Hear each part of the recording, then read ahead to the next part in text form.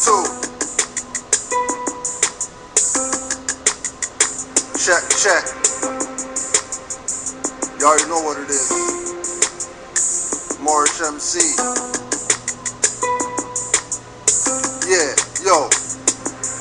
All praise due to Allah, no bow ties. On my tracks, rappers get the warp speed blow-bys. Stay in my lane around corners, one man, no eyes, Cyclops Bay.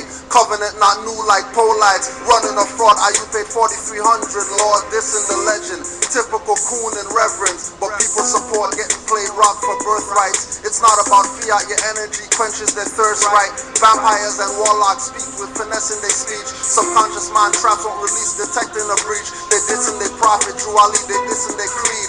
Before you follow dirty Moors, listen to me. Every Moor is not your bro, most of them sold out. Ask Khalid, Malcolm, Shabazz, and the ones that know about getting stabbed in their back for talking about rights. Minus the civil, notwithstanding, like a cripple. You better think nowadays, fam, use your head. The only savior is you, the priesthood is dead. You better think nowadays, fam, use your head. The only savior is you, priesthood is dead. You better think nowadays, fam, use your head. The only savior is you, priesthood is dead. You better think nowadays, fam, use your head. The only savior is you. Middlemen come calling themselves prophets and godsends, claiming they're sovereign, following hillbilly nonsense, saying Moors are wrong, taking things out of context. Stupidity of conscious blacks is an inferior complex, following leaders that won't go with you off the cliff, lying about slavery and even about slave ships, robbing the ignorant, saying papers filed federal, under the jurisdiction of attorney generals, claiming straw men for credit in a debt system. Yes, bonds from the treasury are really from the IMF. I am just saying what I see from the conscious, begging for donations while acting obnoxious, with no solutions. 1,500 for service products that cost 50 cents to print. These black devils are off their rockers. They don't feel awkward giving state ID to coppers. Highwaymen think killing the bay is gonna stop us. You better think nowadays, fam, use your head. The only savior is you, priesthood is dead. You better think nowadays, fam, use your head. The only savior is you, priesthood is dead. You better think nowadays, fam, use your head. The only savior is you, priesthood is dead. You better think nowadays, fam, use your head. The only savior is you, priesthood is dead. We declare our rights on this earth to be a man, to be a human being, to be respected as a human being, to be given the rights of a human being in this society, on this earth, in this day, which we intend to bring into existence by any means necessary. Black History Month, you find ridiculous. You're gonna relegate Black History to a month? Oh, come on. What do you do with yours? Which month is Black History Month? Well, come on. Well, I'm Jewish. Okay, which month is Jewish History Month? There isn't one. Oh, why not? Do you want one? No. I don't either. I don't want a Black History Month. Black history is American history. How are we going to get rid of racism? Stop talking about it. I'm going to stop calling you a white man. Yeah. And I'm going to ask you to stop calling me a black man.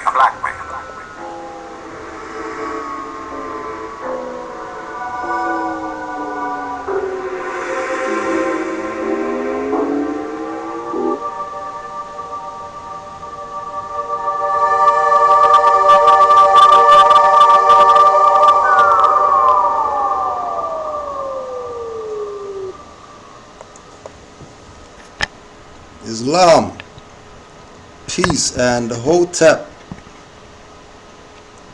Here we are once again. Canaanland Moors special one today.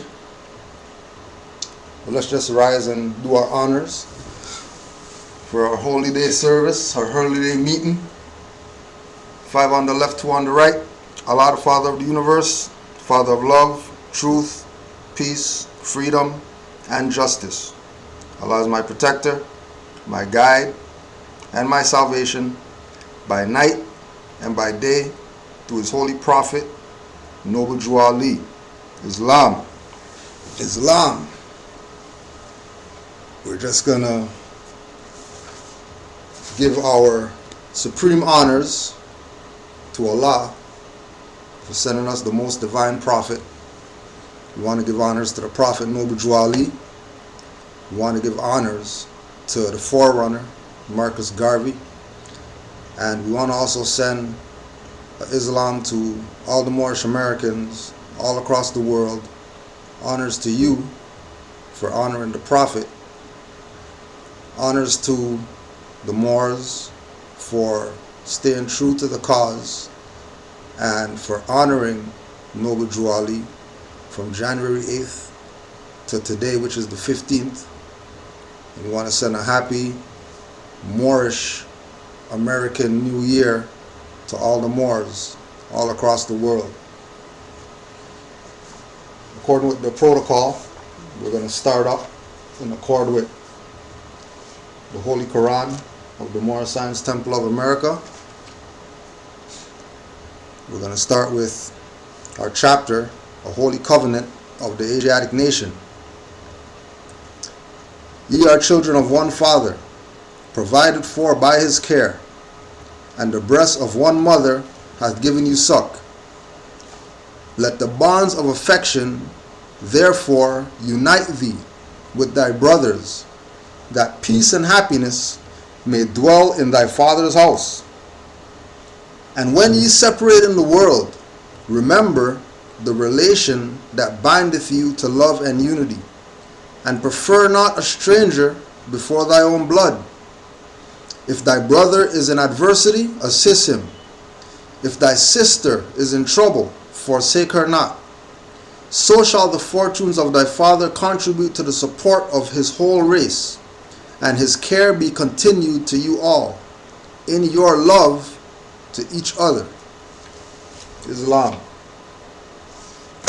One plug before we go, before we continue on. Make sure you go out, get the new demonstration by our brother. It's another Moor doing the best that he can to make sure that the word's getting out, changing the literature. The Moorish Essence of Pensacola by Brother Jeremy Samuel. Discover hidden treasures of culture in Pensacola through the Moorish Essence of America, America's first port city. The Moorish Essence of Pensacola indulges in the rich history of exploration and cultural exchange in the port city. Jeremy Samuel, the author, born in Pensacola, analyzes the congruent climate and ecology which cultivates Pensacola in the likeness of Moorish Spain and Morocco. Explorers embarked in quest of the rich territory of Pensacola, and Estevanico the Moor, born in Morocco, reached her shores in 1528. The Moorish essence of Pensacola also manifests through the Spanish explorer Tristan de Luna, who landed in Pensacola Bay on August 14, 1559. He was born in the Moorish province of Borobia in northern Spain, and 100 Moors were in his fleet in the expedition to Pensacola. The layout of the city's main districts of Cordova, Seville, and Granada correspond with the great ancient cities of Cordova, Seville, and Granada in Moorish Spain. So make sure you support Moors who are active and doing what they can to change this backward, dumbass frequency that our people have adopted because they like to chase after false prophets and dirty Moors. The Moorish essence of Pensacola. Just Google it, it'll come up. And support. We want to acknowledge the fact. We want to acknowledge the fact that people are waking up very rapid right now.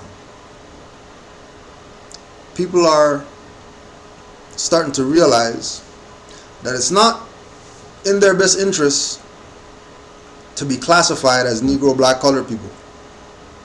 Because clearly, Negro, black, colored people get the worst end of the stick than anybody else gets out there. We want to make sure that the people who are coming into this information and the Moors that who already got this recognize that things were set up by the noble prophet, noble Jew Ali. And because these things were set up, and there's a certain manifestation of some of these things right now, that we have to acknowledge and accept the fact that this individual really was a prophet. Because everything that he laid down for the Moors, everything that he told the Moors will happen, is happening right now. It's going on right now. What we have is individuals taking a position of completely taking advantage of people's ignorance. We already know as Moors that our people are ignorant. But when people take the position of violating their ignorance, when people take the position of using their knowledge that was laid down to them by Noble Jew Ali and presenting it in some other way to mislead people, certain things need to be addressed. And like I said, things have already been addressed. That's why we call this individual a prophet. He's not just some black guy that came teaching about Moors. He's not just some Moor that, had some information. He's not some Cherokee Indian that started to teach some things or whatever. We're talking about prophecy, prophethood. We're talking about foresight, seeing things coming, and letting the individuals who are of sound mind, recognizing that things were already laid down, and there's no need for people to go through certain suffering that they're going through right now, because everything was already laid down. So we want to make sure that we get some things on the record today so that other people that don't have this information, that are coming into this information, can have a reference point so they can know who's with the prophet and who's violating, even though they got fezzes, have Moroccan flags hanging, wear turbans, have nationality cards, and say that they're Moors. Noble Jew Ali told the Moors, be careful, because it's your own that's going to put you back in slavery. Don't worry about European. Don't worry about European violating you. The violation that the violation that people receive from the European is nothing compared to what your own is going to do to you. Because there's a covenant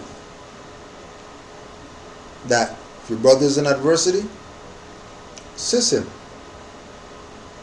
If your sister is in trouble, forsake her not. And Moors have taken the position to flip that the other way. So we want to put some things on the record so people are clear that things were already laid down by Noble Drew Ali.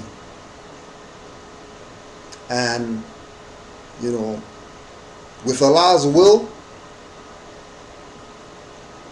this is, you know, going to be the last time that we have to pinpoint things that people been telling people, pinpointing things already, but it seems like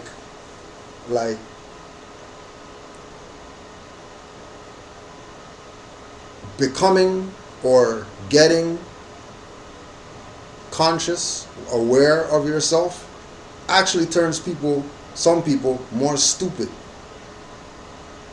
Getting knowledge of self, trying to obtain that awareness of who you are, regardless of where you're going to get the information, what school of thought. It appears that the more people get information, the more people want to be free, the more enslaved they become. Right? So our first stop is going to be the Morish literature, Savior of Humanity. In this electrified age, men are racing into this life without complete knowledge of where they are going or what the end will be, when riches seem to be their only pursuit to be obtained anyway and at any cost, when selfishness, avarice, greed, and lust dominate their very being, when humanity in general is left at the mercy of those who have no mercy in them. It is truly wonderful and astounding to see one come into this mad human drama for the sole purpose of saving humanity.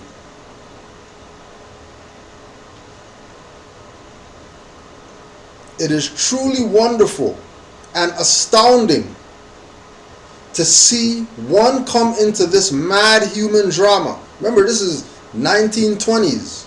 There was mad human drama going on. This is not something new what we're seeing out here. You know what I mean? That, you know, you have Farrakhan coming out talking about we need 10,000 black men and all this type of stuff to stand between the guns that are shooting between Bloods and Crips so we can fix our community. That's what your job was, Farrakhan. Since you guys buried Noble Drew Ali in 1930, it was your job, Farrakhan, to make sure that the legacy of Noble Drew Ali, who was the teacher of Elijah Muhammad, who you honor so much, it was a duty of you to make sure that the information is spread. But we already know what went down, which is why Chicago has the biggest murder capital,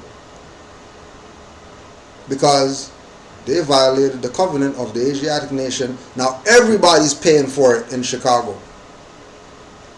Elders are paying for it, children are paying for it, young brothers and sisters who have no knowledge of self paying for it.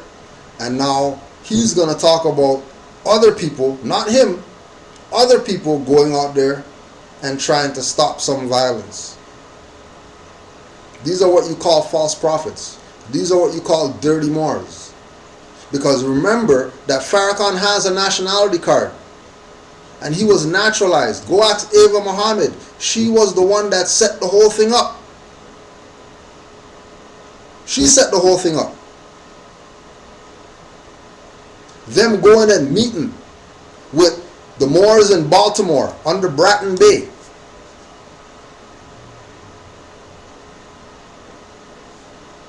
Realizing, recognizing that, hey, yeah, this is actually something that could work. All right, we're going to let Farrakhan know and we're going to get back to you guys. And then they naturalized them. So he has a nationality card. It's not assumption. There's documented facts that the NOI has that Farrakhan naturalized under Bratton Bay's temple number 13 in Baltimore. But he never is going to tell these people that they're Moors and that they should proclaim their nationality. He's going to play this game. Then it's called savior of humanity when he's not about saving anybody.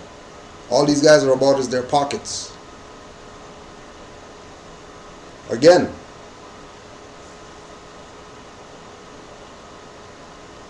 when riches seem to be their only pursuit to be obtained anyway and at any cost,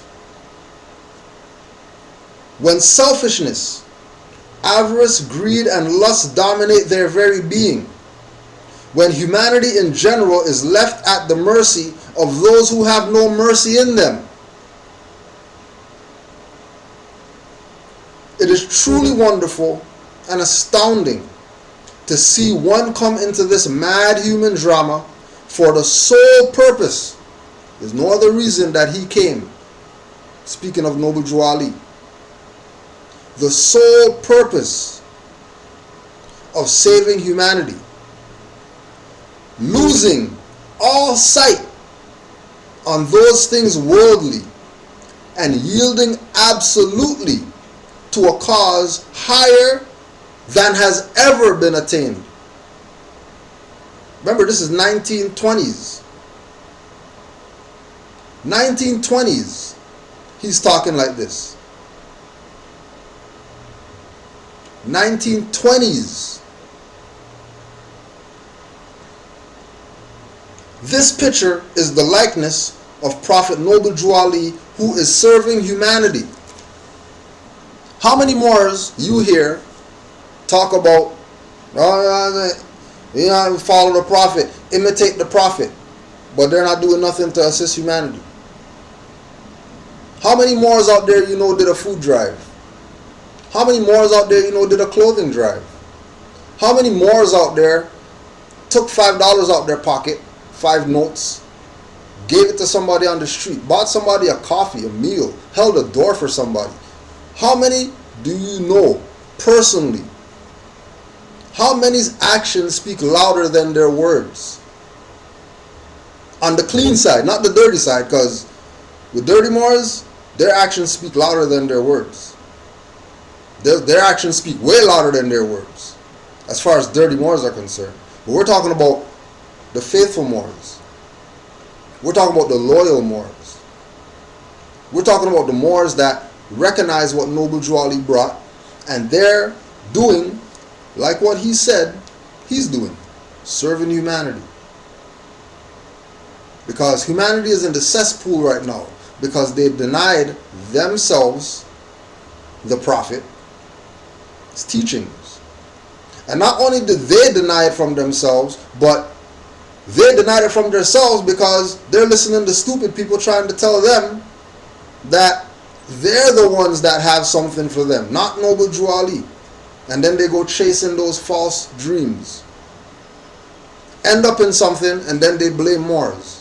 Which is why we always tell people, if you had a situation with a Moor that's dirty, make sure you email Canaanland@gmail.com so we could expose these people for the frauds that they are, so nobody else can get played.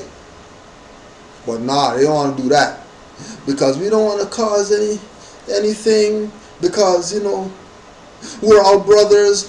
Every Moor is not your brother. Noble Drew Ali knew that and told you that your own brothers are going to put your ass in slavery. You think Noble Drew Ali cared about everybody? He didn't care about dirty Moors.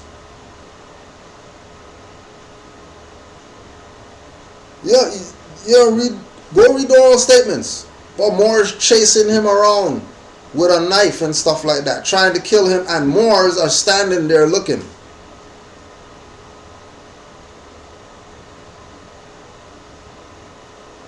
Moors are standing back watching another Moor chase Noble Drew Ali around with a knife. And Moors who say that they honor the Prophet, love the Prophet, they're standing there looking. Oh, well, he's the Prophet. I guess he'll just, fly away because he's the Prophet. Standing there. Read oral statements. Prophet pushing poison aside in his food. Telling the Moors, I know what you guys trying to do, huh? Don't think you guys are just going to silently get me out the way so you can take over this Moorish movement. Which, they sided with Chicago police, so-called police, highwaymen. Got Noble Drew Ali put into their custody when he got released for all those trumped up charges that he killed Green and all that stuff. And they murdered him. But, praise Allah that Noble Drew Ali did his work before they got their hands on him. Praise Allah that he laid all this stuff out for Moors today. Because we know that he never came for those Moors back then. We know he never came for those Moors. Because if Drew Ali came for those Moors, we wouldn't be in the situation that we're in right now. But again, he's a prophet, so he already saw all this stuff coming. He already knew what was going to go down. That's why it wasn't no big deal for him to go into their custody. That's why it wasn't a big deal for him to go into their custody and then them assassinate him. Because everything was already laid down. And those jackasses thought they got away with something. Jumping in the Prophet's chair at the convention, talking about the Prophet's back and all that. Violating. And then all those Moors that violated are still around today. Have guns in their grand sheet drawer. Talking about their supreme grand sheet, but they got guns in their drawer. And Drew Ali said, don't even carry a pocket knife. Well, you got guns in the drawer. Isn't that violating the Prophet stuff? Coming as he does with a message for the nations in somewhat the same manner as did Yahshua, Muhammad, Buddha, Confucius, and other prophets of their day. Only the things of this prophet's day differ from the ills of the days of the past. And yet, the remedy of the ills of today is about the same as the remedies of the days past. All turning about the pivot love for humanity. So love for humanity would fix every problem that we got. That's why our first principle is love. That's why love is represented as the most pinnacle point on the 5-point star. Represents love. Because that's the highest ideal that man has to attain. Love for humanity.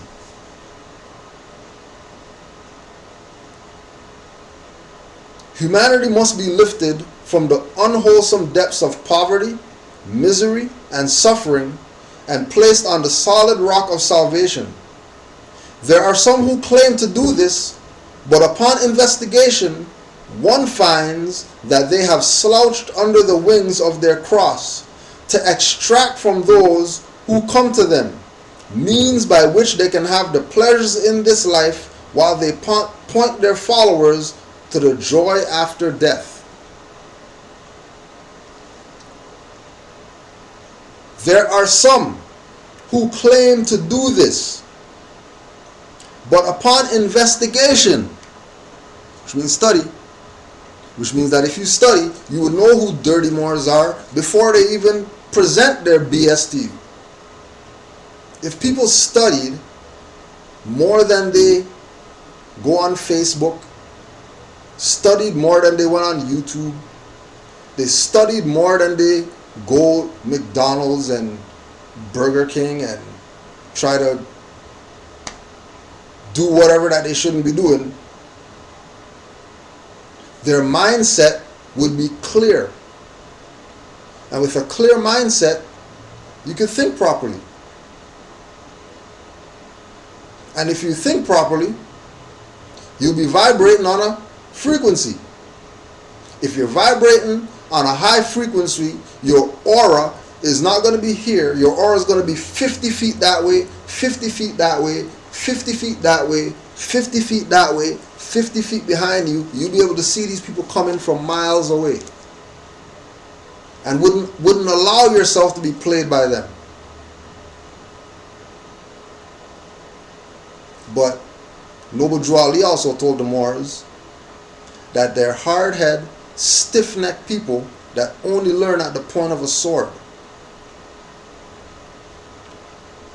Moors are hard-headed, stiff-necked people that only learn when their back's against the wall and they have a barrel in their face. They only learn when they lose 500, 800, 1,000, 3,000, 5,000, 45 million. That's when they learn. Because they don't like to follow instructions. They know that they were slaves. They know that they were enslaved. They know that they got mental slavery, but they don't want to follow the instructions to get them out of mental slavery. And then they complain about abuses that they receive from people who know that they're in mental slavery and are taking advantage of their ignorance.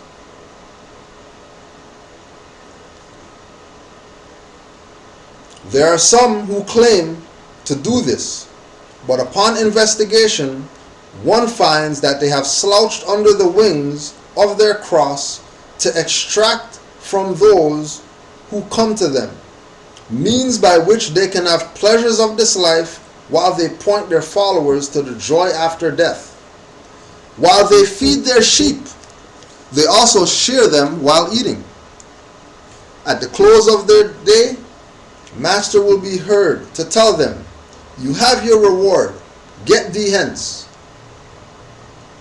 Rare is it that you find a real prophet, which means that there's fake prophets, which means that during that time of his missionary work that there were fake prophets. It's a fact. If he's qualifying that it's rare that you find a real prophet, that means there must have been hundreds of fake prophets during his time. Fake prophets like you wouldn't believe. And he warned us of all these fake prophets. And he said that it's rare that you find a real one. It's rare. Let's go look up rare, so you know where he's at in this message that he's relaying to his people. Rare is it that you find a real prophet whose mission is the salvation of the nations. The land is full of false prophets whose mission is to fleece the people. The land is full of false prophets. Remember, this is 20s. What we got today? More false prophets than back then. Especially in the so-called quote-unquote conscious community. All these people that have any type of claim, if they're not honoring Noble Drew Ali, they're probably a false prophet.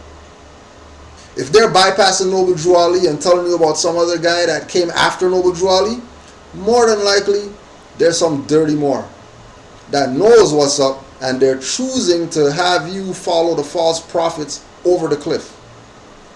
But which, remember, the false prophets aren't going over the cliff with you. You're going over the cliff by yourself. More than likely because they pushed you over. More than likely because they pushed you over. So be clear. Be very clear that the false prophets are in our midst. As we're trying to raise ourselves to learn to love instead of hate, people are coercing you to put the bat to their head. People are coercing you to go check some people because of how they violate. But we have to always remember that everything that Noble Drew Ali said is spirit.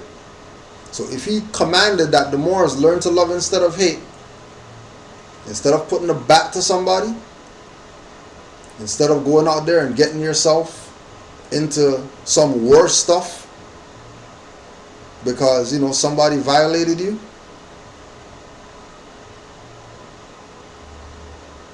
flee. Don't let them, because if you violate, remember, if you don't drop the world on them, they are going to rat on you. If you don't drop the world on them and dun them and do them like Lumumba, cut them up, put them in a barrel, burn their body, they're going to come back for you. More than likely with some highwayman, European, who they say that's the cracker and they shouldn't even be dealing with them. So we have to learn to love instead of hate. That's why we tell people, don't worry about what these dirty Moors did to you. Because more than likely, it's your ignorance why you got what you got. Because you should have been studying instead of going out there trying to buy some package. You should have been studying instead of giving anybody fiat for something that... Ask a Chinese man if he paid for his nationality. Ask a Turk if he paid for his nationality. Ask anybody out here with a nationality if they paid for it. More than likely they'll tell you no, they didn't. More than likely. But what's the issue?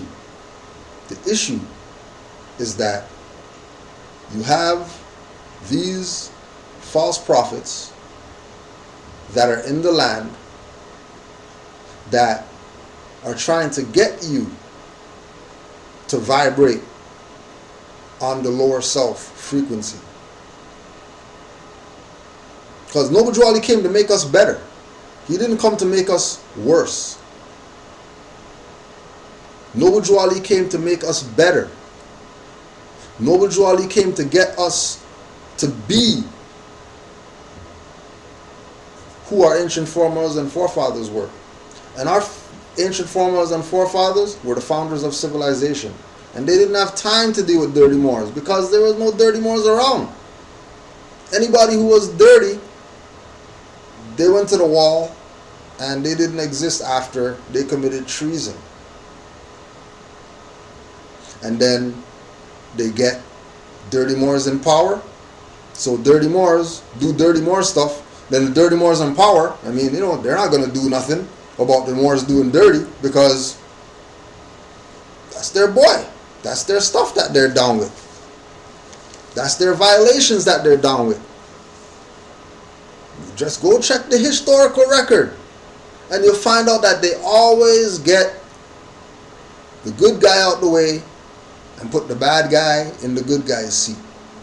They got Noble Drew Ali out the way. Noble Drew Ali put Milil there. They got Milil out the way, and now you have reincarnated prophets.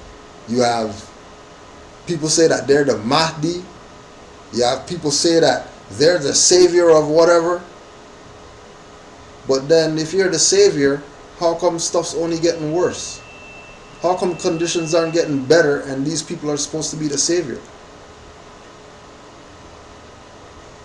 And again, the people have to study what Noble Drew Ali brought. The people have to take Noble Drew Ali way more serious than they take him. Because right now the time is ripe for dirty Moors to be picking people off. And majority, 80 to 90% of the people, once they get played by a dirty Moor, they're not going to go after a dirty Moor. They're going to go after Moors, plural. They're not going to call out that dirty Moor that robbed them or whatever.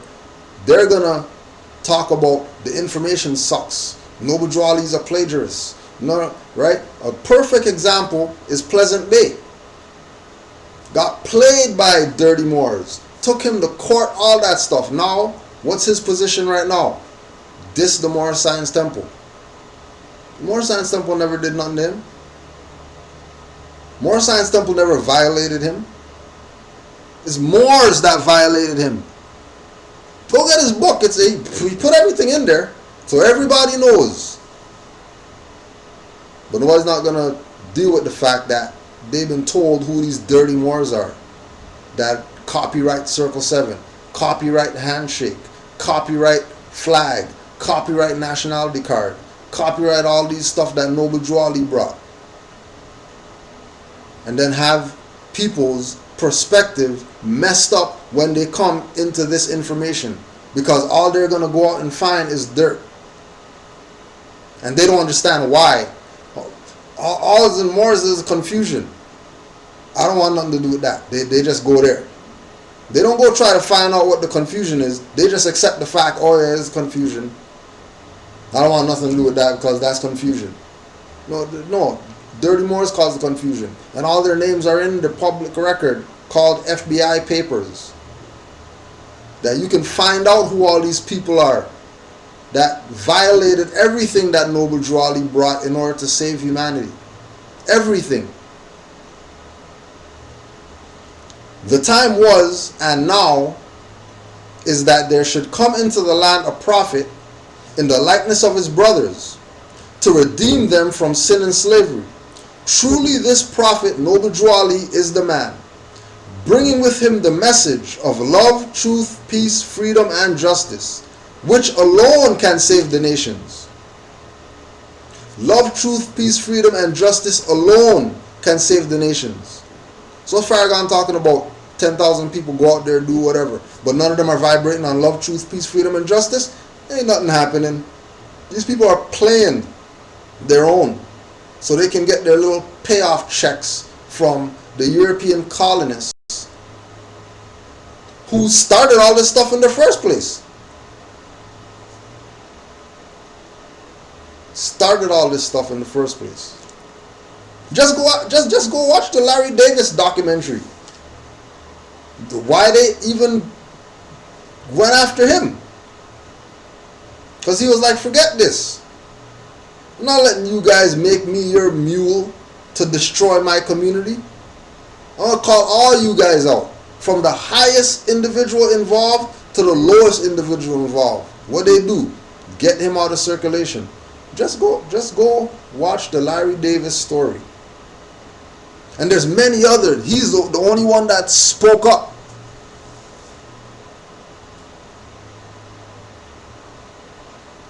Just go check. The reality is the only thing that's going to assist in helping our people is love, truth, peace, freedom, and justice. Everything else is some COINTELPRO 2016 agent provocateur mess to keep you from vibrating on love, truth, peace, freedom, and justice. Guaranteed. Like the coming of Yahshua, he does not come from the elect, nor the rich, nor the mighty in worldly power, but all power is given unto him to do good. This power is from Allah. It will be his works that will make men of every nation accept the truth that he brings. It will be through his teachings that the nations of the earth will understand the will of the Master. It is through him that peace on earth and goodwill to all men shall come. It will be through his work that humanity will be brought from the slime of life and placed on the solid rock of salvation.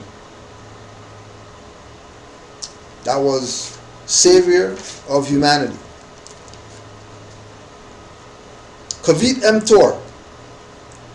Moors are men, upright, independent, and fearless, who care for their loved ones and follow the Prophet to a destiny which is not uncertain or unknown. So the Moors who are with the noble Prophet are heading in a direction where we know where we're going. We are not anticipating I wonder what's going to happen when we... Nope, everything was laid down by the prophet. All we got to do is follow the program that was laid down. And we will be much closer to destiny. They are fortified by the impregnable doctrine built upon love, truth, peace, freedom, and justice. It is therefore folly at its greatest height for smelly culprits with their insidious plans to invade such a realm. They try and try, but their own bad planning brings down the wrath upon their heads like the sword old Damocles had. Intrigue and scurrilous cunning find a difficult path to travel within the ranks of the Moors. This is so because the Moorish movement has been well planned by Prophet Noble Drew Ali, whose latent powers are abundant, unknown, and may be called into action as a matter of defense at any moment.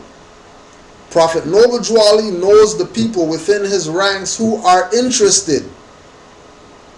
Prophet Noble Drew Ali knows the people within his ranks who are interested. You are the vanguard of the movement as the Moorish hordes increase here in America. All of the Moors are active, not passive. So as soon as you see a passive Moor, as soon as you see a Moor who's sitting back on their birthright, feet up, just waiting for, whatever they're waiting for, you know that they're not really with the program. You know that they probably have some ego issues if they see paper on the ground and they don't pick it up.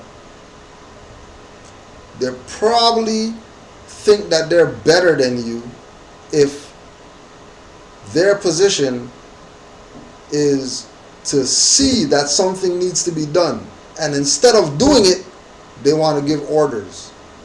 Somebody should do something.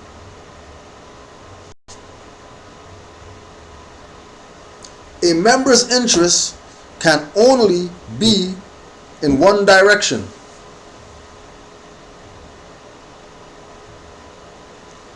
Only be in one direction. Well, what direction is that? The direction that the Prophet went in. That's the only direction that Moor should be going in if they're saying that they're down with the Prophet. If they aren't down with the Prophet, you can probably expect them to be going in opposite directions of where he went. And that should be a sign to Moors. New Moors, old Moors, middle-aged Moors, whatever, whoever. These are the things that were put in place. So we don't have to deal with this stuff that we're dealing with right now.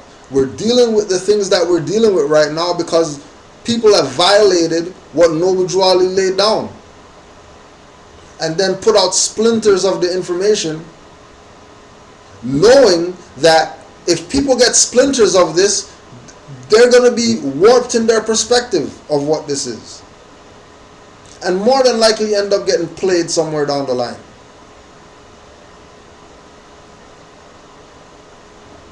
A member's interest can only be in one direction, and having traveled over the road years before, the Prophet knows where every member is along the road.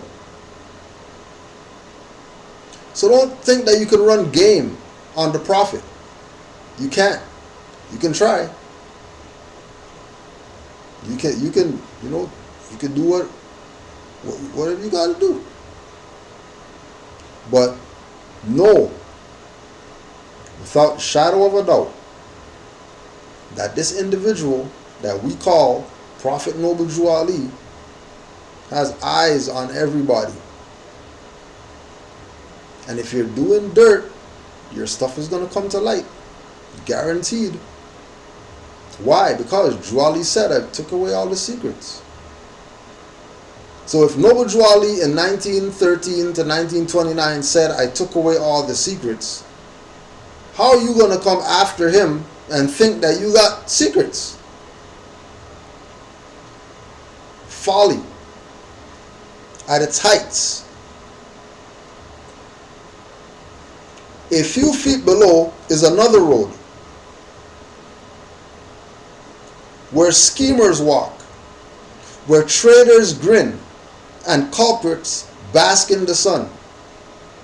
They think they are on the same road with true Moors, but the Moors are high above on a pinnacle where they might view the destructionists as they fall for the last time and their bodies bleach in the sultry midday sun.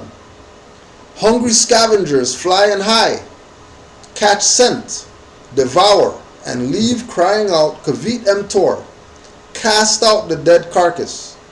The Moors high above see these plotters, purveyors, the worst that exists, hurl themselves downward by their own works as the hawks wait.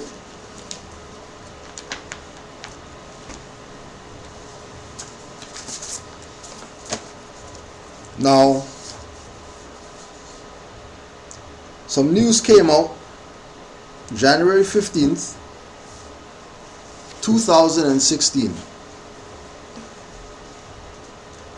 Rapper Yassine Bey, formerly known as Mos Def, arrested in South Africa for traveling with fake passport. And this is from New York Daily News, Mira Jagannathan. Now this is the first line of her article.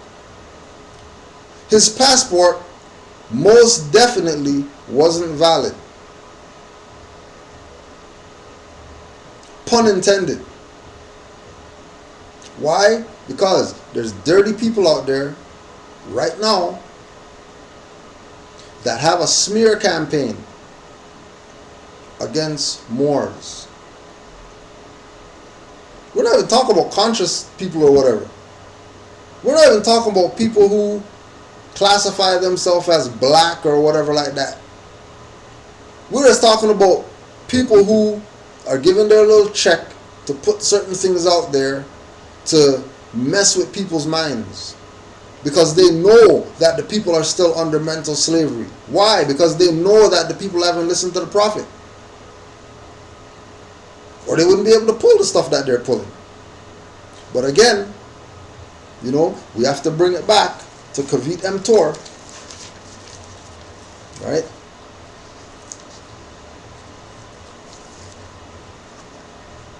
A few feet below is another road where schemers walk, where traitors grin and culprits bask in the sun. Right? Fake passport, remember. Hip-hop artist Yassine Bey, formerly known by his stage name Mos Def, was arrested Thursday at South Africa's Cape Town International Airport for traveling with fraudulent documents and has just 14 days to hightail it out of the country, according to local media. The rapper and activist, who had been living in South Africa since 2013, attempted to leave the country with what he called a quote-unquote world passport, a document the Republic doesn't recognize. Department of Home Affairs spokesman Mahio Mayihlome Tshwete tweeted Friday. Bey had entered the country with a valid U.S. passport, but overstayed his visitor's permit, the spokesman added. Mr. Smith, Yassine Bey, formerly known as Mos Def, but then they're bringing in his so-called subjugated name when they're addressing the public. Why? Why would they go that far? They know that he's Mos Def. They know that he's Yassine Bey. But they're going to go further Right? Schemers walk, traders grin, and culprits bask in the sun. Mr. Smith has been living in South Africa with his family without the necessary permits. He was detained upon departure for using illegal travel docs. South African Police Service has charged him with usage of fraudulent travel documents. Keep in mind, Mr. Smith has been living in SA, is what they have in the article.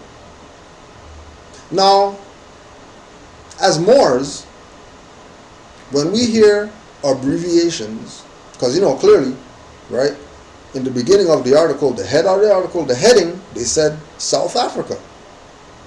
How come they're doing short form all of a sudden when they get into the article? Why are they using short form? Why are they saying SA? Oh, same reason why they say NY and ON and AB and FL and TX and all these other abbreviations, because they're private corporations, private European colonial jurisdictions. That's why you don't call yourself African, because Europeans call themselves African, the ones in South Africa. They're known as, around the world, as South African. Europeans.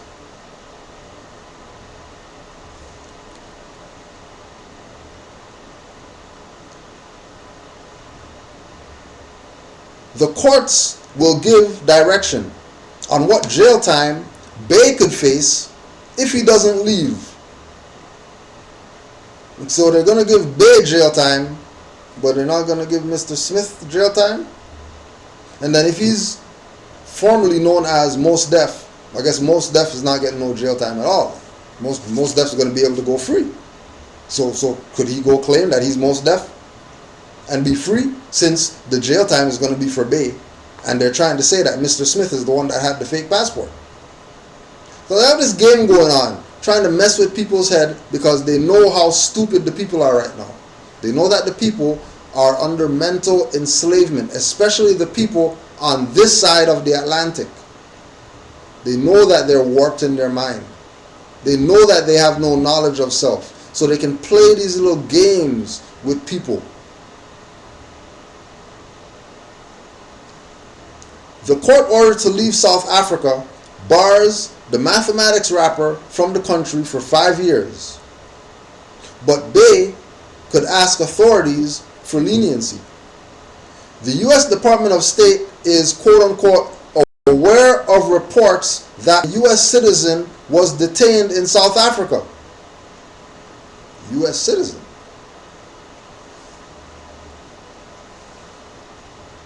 So that's why they can't say Yasiin Bey and just leave it at that.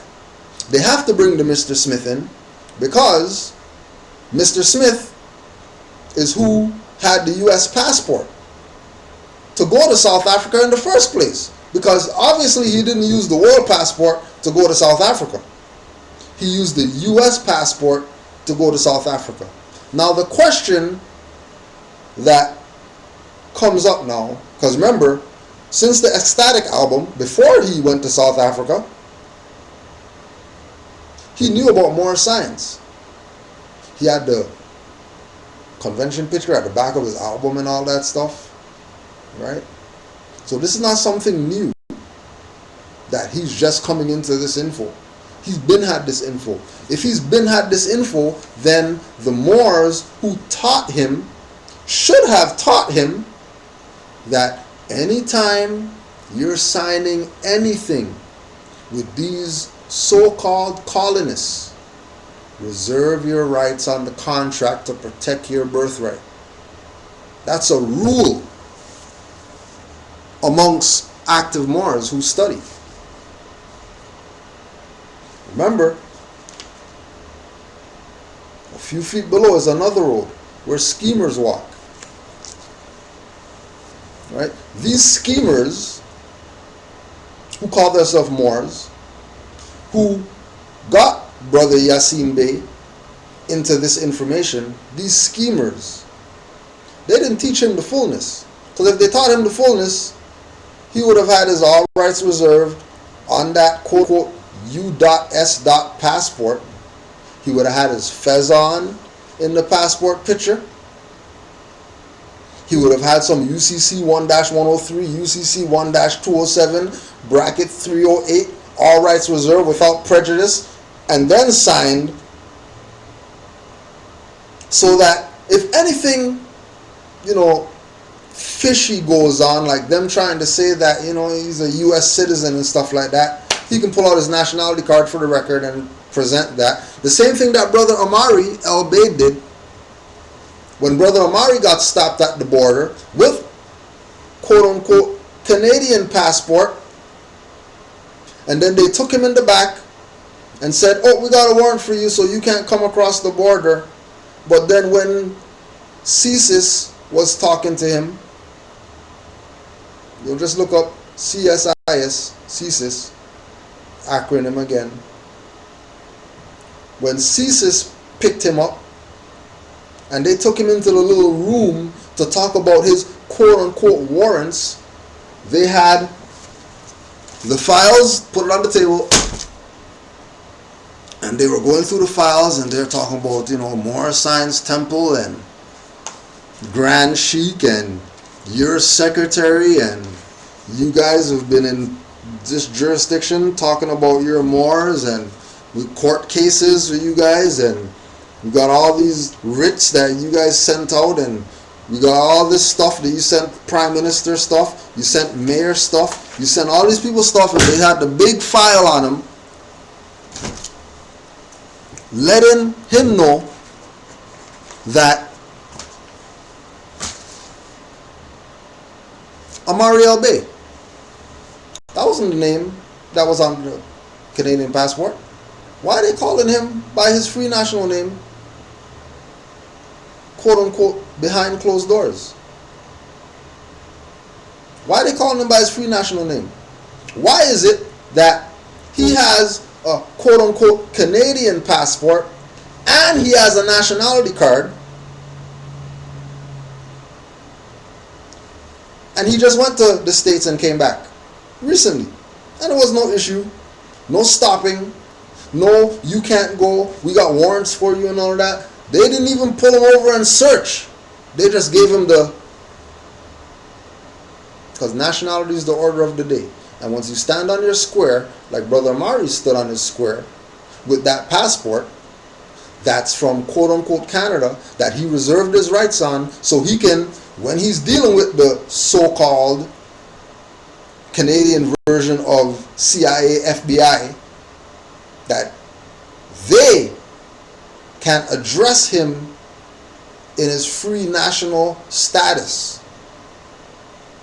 Because remember, he went through hell and high water to even get all rights reserved on the passport. Because, you can't do that. That's against the policies of our private corporation that issues these private corporate documents called passports.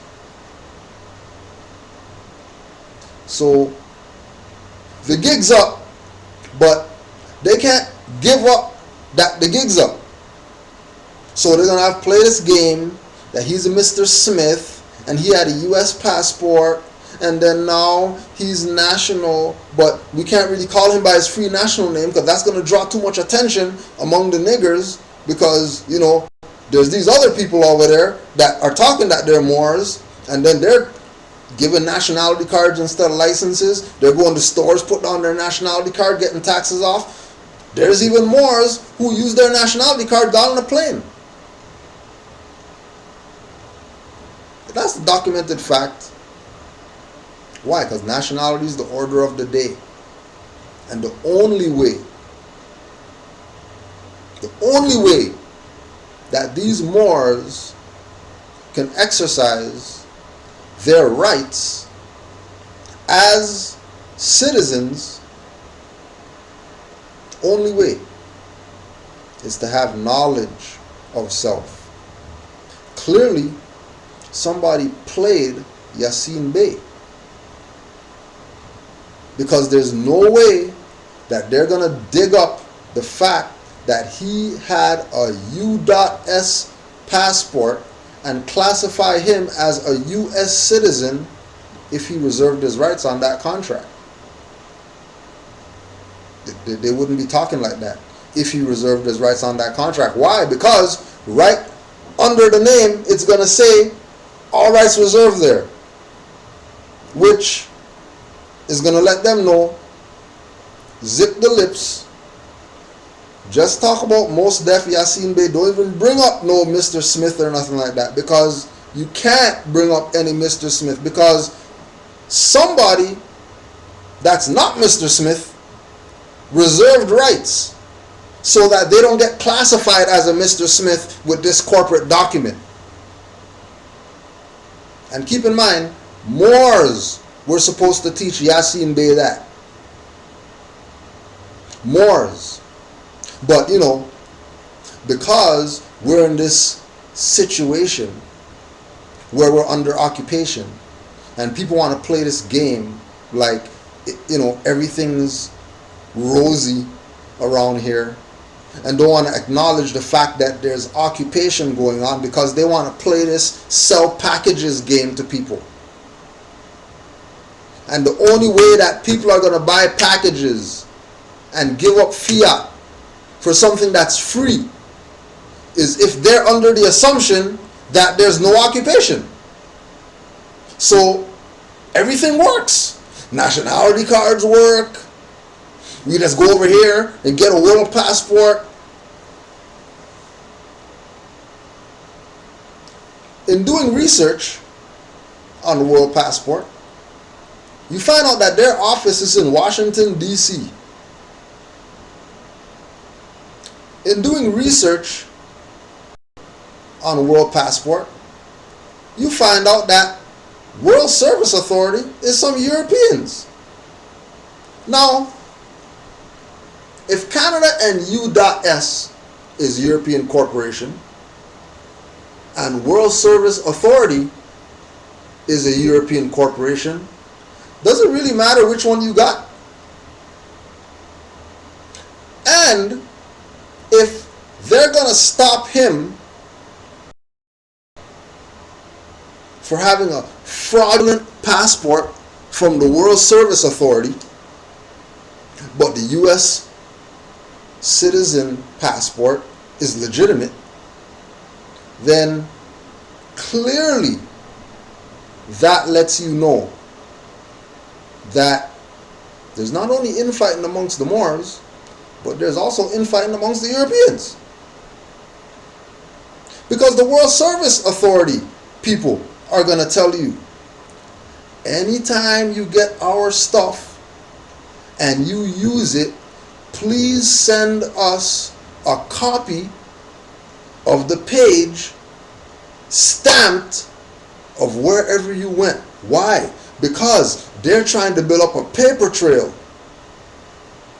so people can go on World Service Authority and see all these pages of people who went all around the world using the World Service Authority, so we can show that it's legitimate when it's not legitimate. Those guys are just as much of a fraud as U.S. is a fraud. That's why their office is in Washington, D.C. But Moors, dirty bastards, is who made Yasin Bey go get World Service Authority passport, when all he had to do was reserve his rights on the corporate document and use the corporate document freely with no issues. Oh yeah, that's how I went to Louisiana. That's how I went to Cincinnati. That's how I went to Jersey. That's how I went to New York. Quote unquote Canadian passport, reserve my rights, fez on, go up to the line, show your stuff. They look at it, look at you, look at it, look at you, look at it, look at you. Reach for that yellow folder. Tell you go back there. And then you go back there. And then you chill. miss your flight, all that type of stuff. But it's okay, more flights coming. Give you your yellow stuff, and then you go on your plane wherever you want to go. Some people might call it a hindrance, but I study. It's not no hindrance. They're just playing their little game because they have to play their little game. Because we're under occupation. And we've been under occupation. Because these people have been bankrupt since Noble Drew Ali went to the Pan American Conference in 1928. Bankrupt them. But, they delivered Noble Drew Ali into the hands of dirty Moors. They killed him, and now European has collateral again because dirty Moors helped them. Just like dirty Moors helped Yassin Bey get World Service Authority passport BS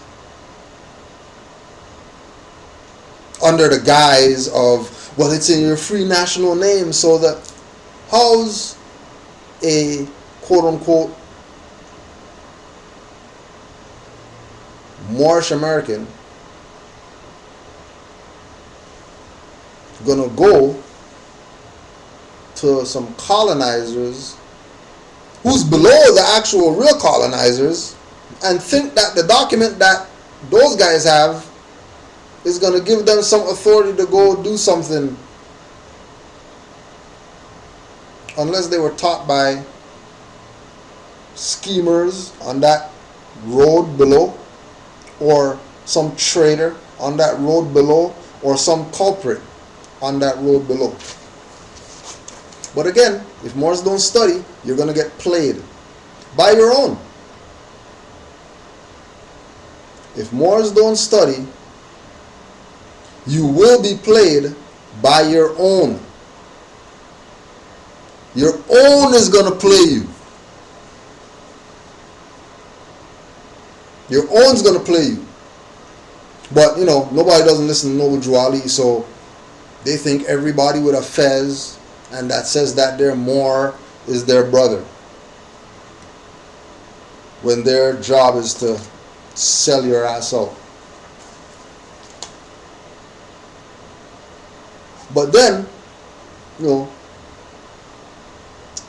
official representative of Yassin Bey put out their own article that the allegations of his arrest are false. See what happens when people don't study? Because we seen them punks on Facebook, all those dirty Moors, right? The quote-unquote black conscious guys. Oh, see, look, he's a Bey and he can't get a passport because he went across the thing. Well, let's see what the official stuff says. This morning, we reported Yassin Bey, better known as Mos Def, was arrested in Cape Town and given 14 days to leave South Africa, allegedly after using a world passport while trying to leave the country. OK Africa spoke with Bey's, not Mr. Smith. So we got different stuff going on here. But one people are saying that he's Mr. Smith, aka Mos Def, and then the people that are making the official statement with regard to the situation is calling him Mr. Bey. See what they have to say. OK Africa spoke with Bey's official representative, who maintains that the allegations against him are false. What follows is our conversation. What is your take on the allegations? From what I've read, their allegations are wrong. He attempted to leave the country for a professional commitment and was denied the ability to board an airplane after providing his world passport. Why does he have a world passport? It's issued by the World Service Authority in support of the UN Declaration of Human Rights. His understanding is that the South African government has previously accepted the world passport to enter the country and to provide visas as recently as August. So he's already gone back and forth with this world passport. But keep in mind, as Moors, we're Aboriginal and Indigenous. World Service Authority is dealing with the Declaration of Human Rights, not the Declaration of Aboriginal Rights, which, once again, Moors gave him by pushing him toward human right declarations instead of indigenous peoples' UN declarations, which both of them say that you have a right to a nationality. But if you're not human, if you're Asiatic, then you're Aboriginal and Indigenous. You can't be human and Aboriginal and Indigenous. You're one or the other. That's what Al-Hajj Malik al-Shabazz found out when he went to UN. And he's pushing, the human rights declarations of whatever. Yeah, but you're Asiatic, which means you're Aboriginal and Indigenous. Why aren't you using that UN declaration as your backative? Why are you using the human rights stuff? Oh, some dirty Moor pushed them on that angle. Because remember, as Aboriginal and Indigenous people, we're the heirs. We have superior authority. Which is why Moors who are Aboriginal and Indigenous to the land always go to King Alfred plan. Forget UN Declaration of Human Rights crap. How about page 374 of the Executive Order 11490? This memo is being submitted in lieu of a full report from the Joint Chiefs of Staff. That report is now in preparation. There will be many cities where the minority will be able to put into the street a superior number of people with a desperate and dangerous will. He will be a formidable enemy, for he is bound to the continent by heritage and knows that political asylum will not be available to him in other countries. Isn't South America an other country? That he's not going to be able to have political asylum there because he's bound to over here. By heritage. Not bound to over here because of some contract that he filed. Not bound over here because he authenticated birth certificate. Not bound over here because he filed the UCC. Not bound over here because he followed the Declaration of Human Rights. Bound over here because over here is your heritage. That's why, again, when you go to King Alfred Plan, Rex 84, Executive Order 11490, they show you the exotic map of the USA, not the United States Corporation, the executive map of the USA. Why are they showing this? Because in the executive map, they got Togo over here, they got Eden over here, they got Baghdad over here,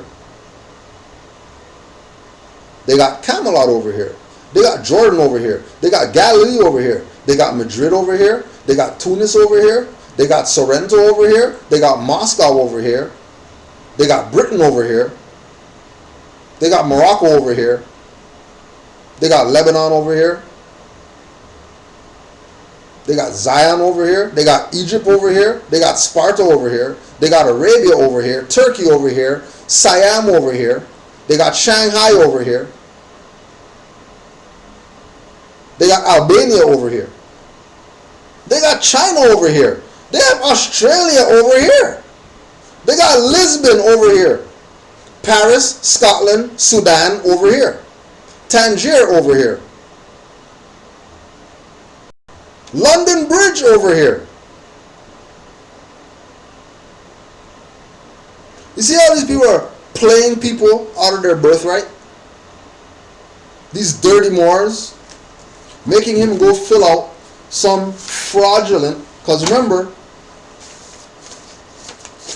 these people that call themselves so-called World Service Authority,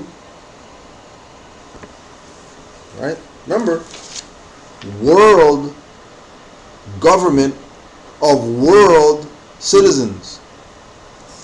Really? You really fall for that one. You really fall for the fact that you're a world citizen because I have a world passport, so we can go anywhere in the world, because as a world citizen with a world passport, we can go anywhere in the world. Well, as a U.S. citizen with all your rights reserved, you can go all over the world too. What's the difference? As a Canadian citizen with a Canadian passport with all rights reserved on it, you can go all over the world too. So what's the big deal about this world passport stuff? Because you can put your free national name on it. Why? Because the World Service Authority people, in order for them to get currency,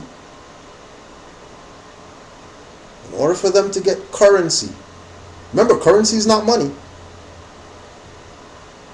In order for them to get currency, they need to contract with the heirs. But the heirs don't study. So you have one or two agents amongst the heirs that have the world passport. We know them. They have it. And it's in their free national name. And then they're going to go around and tell people, yeah, world citizen. If you're a world citizen, that means you're not Moorish American. If you're a world citizen, that means you're under the jurisdiction of the World Service Authority. Who are some Europeans below the Europeans that colonized your land? Now you know why he's going through this BS that he's going through with these people. And then, of course, give it a couple times, it'll come out. Oh, it's all right, we made a mistake or whatever, to get all these Negroes to now go give up currency, energy, to go get World Service stuff. And then just like UCCs, these people are going to have pockets like this, have bags of fiat, talking about, we're helping the world citizens travel the world, but selling out their birthright, selling out their profit, making World Service Authority their profit when they have nationality card that Moors that we know use, and they go on a plane. But won't go there. We'll just let that be what it is. But back to the official representatives. And again, remember, we're talking about dirty Moors. Because the fact that South Africa has previously accepted the world passport to enter the country and provided a visa to Yassine Bey as recently as August lets you know that they're playing people. Lets you know that once you're under the jurisdiction of the Europeans, under the Europeans that colonize your land, you pretty much become their property. Let's see if they're going to talk on his behalf.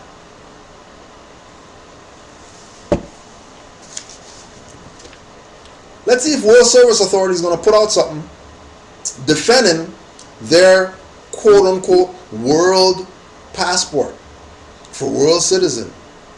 And remember, Moors, keep in mind, you do not have to use the Declaration of Human Rights as a template for your nationality. That's why there's a declaration for indigenous people. Because not everybody is human. Because humans are monsters. And the only monster on the planet is the European. Because the European is a hybrid. It's not a negative. It's not a diss. It's not a Yakub story. It's what it is. They're a hybrid species of human. A hybrid species of monster. Frankenstein. Nothing wrong with Frankenstein. Frankenstein could be your best friend, if you deal with him properly. Frankenstein will tear up the lab and all that stuff. He'll actually be your right-hand man. Man's best friend. And it's nothing personal. And it's not business. It's the nature of that being to be a servant or be a master. World Service Authority that Moors go to. UCC that Moors go to and become a servant to their servant and want to know why they're in problems. Are there political reasons he prefers not to use the US passport? Social and political, yes. He shouldn't be forced to use his US passport. Remember, this is the official statement. Now, if the admittance is that it's his US passport, but Yasin Bey isn't on the US passport, then clearly it's not his. That's why he doesn't have to use it.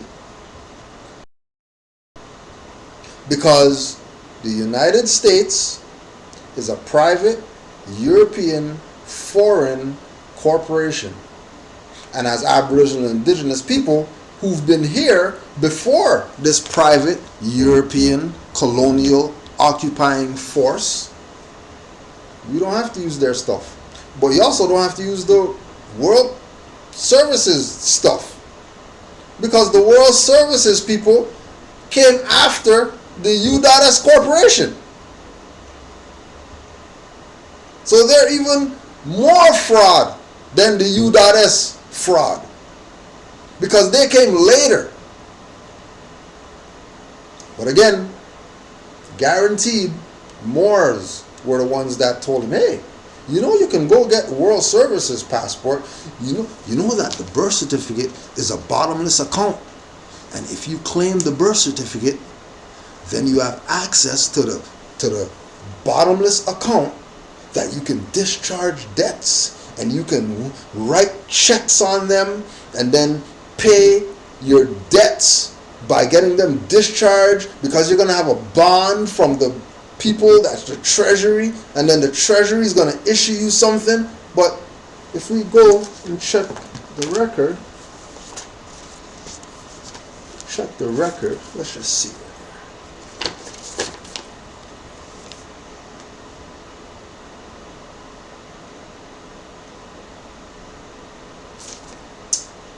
March 17th, 1993. The receivers of the United States bankruptcy are the international bankers via the United Nations, the World Bank, and the International Monetary Fund. All United States offices, officials, and departments are now operating within a de facto status in name only under emergency war powers. With the constitutional republican form of government now dissolved, the receivers of the bankruptcy have adopted a new form of government for the United States. This new form of government is known as democracy, being an established socialist communist order under a new governor for America. This act was instituted and established by transferring and or placing the office of the Secretary of the Treasury to that of the Governor of the International Monetary Fund. Public Law 94-564, page 8, section HR 13955 reads in part, the U.S. Secretary of the Treasury receives no compensation for representing the United States. Now, if all states' offices, officials, and departments are now operating within a de facto status, in name only, under emergency war powers, doesn't that mean that World Service Authority are de facto, since their office is in Washington, D.C., the same place where this fraudulent, dissolved, bankrupt, and insolvent corporation has their so-called capital? But if Moors don't study and they listen to false prophets are going to do what Noble Drew Ali told you that they're going to do. Sell you into slavery because you're under occupation. So there's no free ride under occupation. Under occupation, you are going to have to learn by the point of the sword. Because that's the only way you're going to learn. That's who has the sword in your face. The occupier. But remember, the occupier has overseer who looks like us, wears fezzes, turbans, says Islam, we're Moors, Morish unity, Noble Drew Ali, but telling you go get World Service passport. And then you're not even questioning them on, but why would you send me to get a World Service passport if World Service people office is in Washington, D.C., where the de facto people's office is? Aren't they clearly de facto if their office is in the de facto jurisdiction? And I'm sure if you research deep enough, you'll find out where World Service Authority is registered. And I bet you, I'll put something on it, that World Service Authority is not registered with the Moorish nation. It is registered with some foreign, private, dissolved, bankrupt, and insolvent corporation, which means they're bankrupt and insolvent. How else would some Europeans be able to make passports that some places in the world, they're going to accept it? Unless they work for the side of the colonizers that has that same power. But remember, all that stuff is being dissolved. That's why he's having problems right now with this World Service passport, because remember, U.S. doesn't have any friends anymore. They don't have any allies anymore. That's why now, more than ever, if you claim that you're a Moor, you better be reserving your rights on everything and anything that you sign with anybody. I don't care if you use your free national name. I don't care if you abbreviate it. I don't care if you use one of the titles, both of the titles. Doesn't matter. You better reserve your rights when you're dealing with these people out here. Because if you didn't notice, the quote-unquote Canadian dollar is 70 cents to the quote-unquote Federal Reserve note. For every Federal Reserve note, U.S. Corporation, for every Federal Reserve note, you get 70 cents. Which is basically they're letting you know that system's crashing. Because those two so-called notes are supposed to be equal. When we were in high school, you're going to take, 100, whatever, quote-unquote, Canadian dollars, and then they're going to give you 120, 130, 150, quote-unquote, U.S. Federal Reserve notes. Now you're getting 70 cents. Clearly something's happening that people aren't paying attention to. But if they studied, they would. But they don't. So they're getting played on all angles. Was he attempting to leave the country? He was leaving with two people.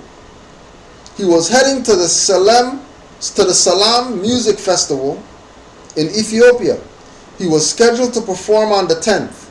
He tried to leave on the 9th, but they wouldn't let him board the plane. They violated his human right to pursue his profession. But if he's Aboriginal and Indigenous, wouldn't that be them violating his Aboriginal, Indigenous right? Or his quote-unquote birthright? Oh, but then if they say birthright, then that gives up too much to the Negroes. Because birthright is a key word. Only Moors use that word. Everybody else say human rights. Oh yeah, the human rights of the people are violated because they don't say birthright. As soon as you hear them say birthright, know that they're talking to Moors in code. Know that. And again, we're putting it on the record. It had to be some dirty Moor that convinced him, one, not to reserve his rights. So, these instruments, U.S. Canada instruments, appear to be, harmful. So I don't want to use those because they're harmful. Well, that's why you reserve your rights on them. So you don't have to have no issue with using them. Just reserve your goddamn rights and use the stuff. Like what's the problem? Just reserve your rights and use the damn instruments. Save yourself these hassles. Now, all these people in Ethiopia who wanted to see him perform, they can't see him perform because some dirty Moor convinced him. Some dirty Moor convinced him. You in the U.S. Get the World Service so that way you can put Yasin Bey on it. Because if the passport has Yasin Bey, that really means that you're really yourself. No, you're still a private corporation. You're just under a de facto jurisdiction called World Service Authority now.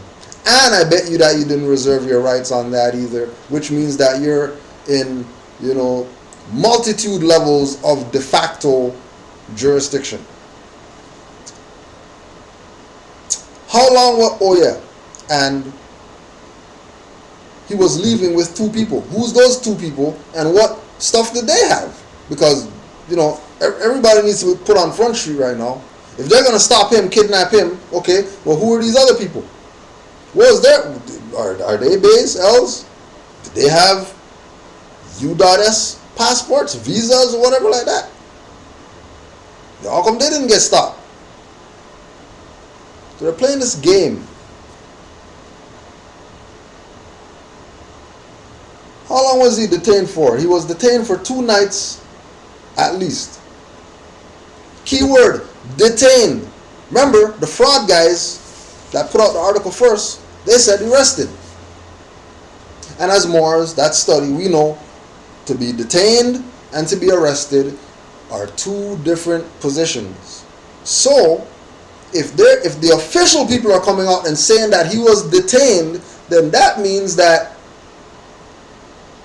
he wasn't arrested. And if he wasn't arrested and he was detained, then status has to be involved some way, shape, or form. Because remember, the people who told him this idea, they're not around now. So now he has to stand on his square. Because once you get played by false prophets, you're on your own. They don't come help you when you get your stuff taken. But we'll see what happens, if he's going to call out these frauds that set him up.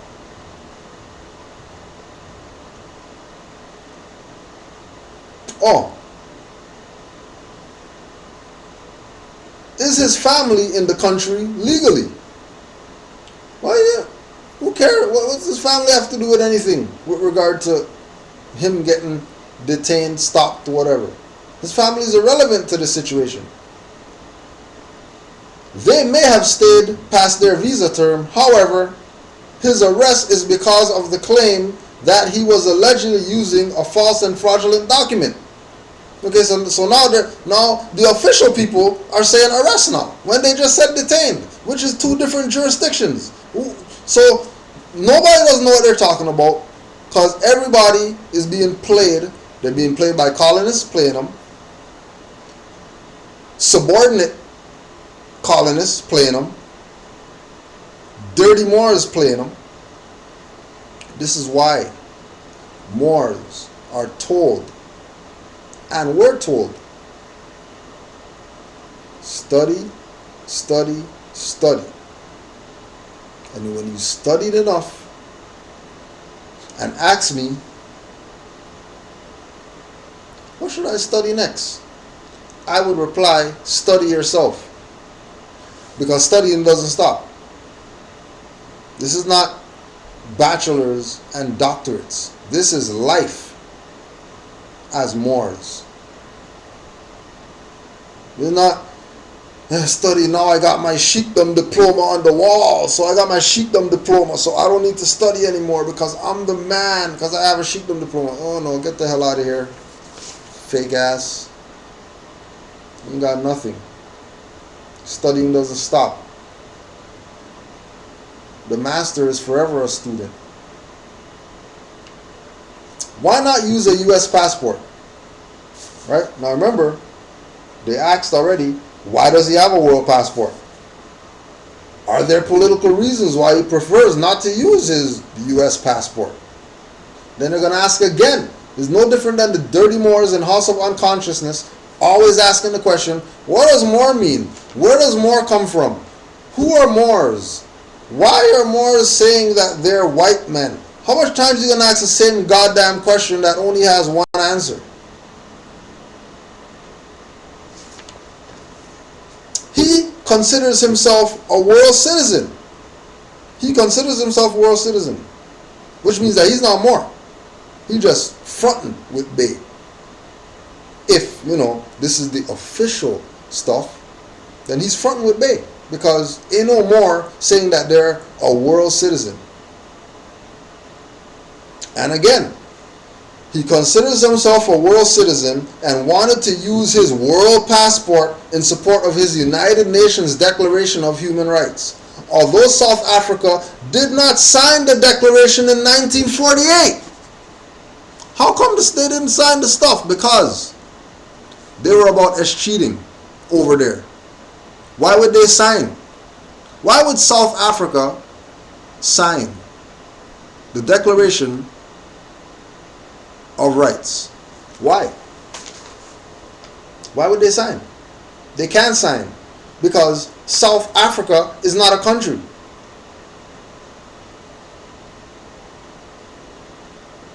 South Africa is not a country.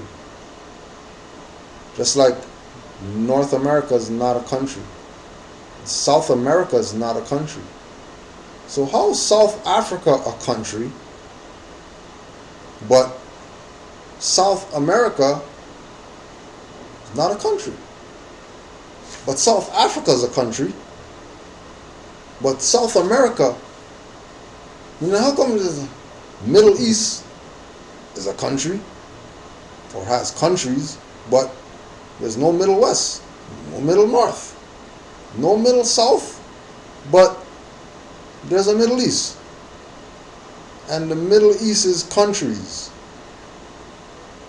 So Middle East is in existence, but there's no Middle South in existence. Okay, so South Africa did not sign the declaration in 1948, probably because they were governed by apartheid at the time. Oh. So if they're governed by apartheid, then that means that they're under the jurisdiction of colonial powers, not quote-unquote Africans. Nelson Mandela believed it was a necessary document for the continued growth of South Africa after the abolishment of apartheid. I know Nelson Mandela was, high degree Mason and stuff like that. That's why he was the face of getting out of apartheid.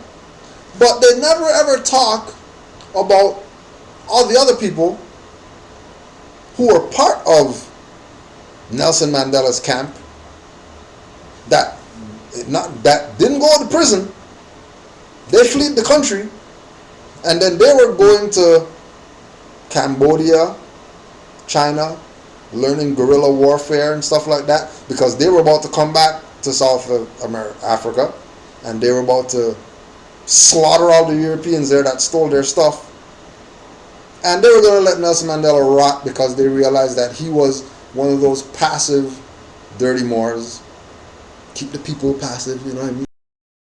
Oh yeah, don't fight, non-violence and all that stuff. And he was the Martin Luther King of South Africa. Keep the people passive. Oh, 27 years in prison. Oh, 9. Yeah. And all these people getting played by dirty Moors all over the place. And they don't get that they're being played.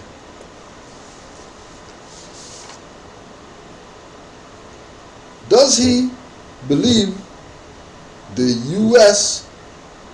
is guilty of human rights violations? Generally speaking, various state and local law enforcement bodies have violated the most fundamental human right. That is the right to life of several young, unarmed black men.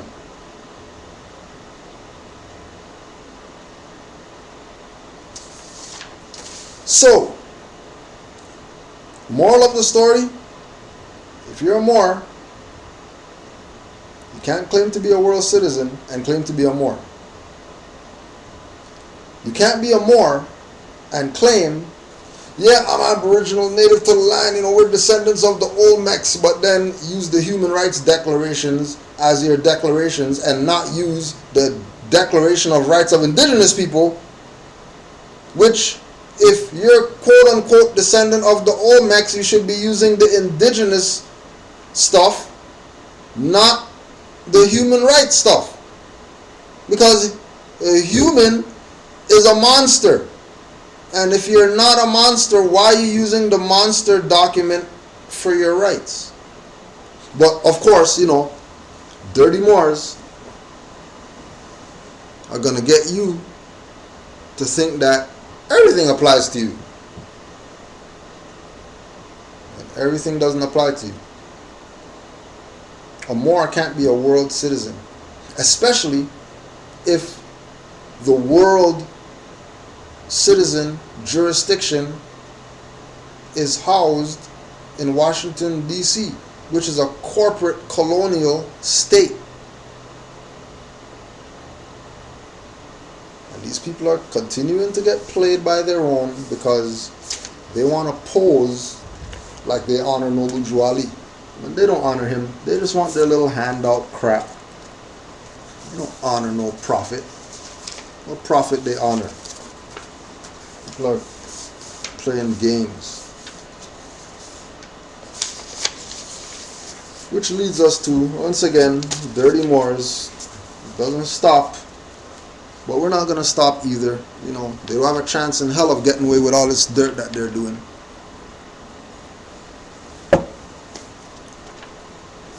So went through all of that to be here right now. We can put this on the record so everybody can know that a few feet below is another road where schemers walk, where traitors grin, and culprits bask in the sun.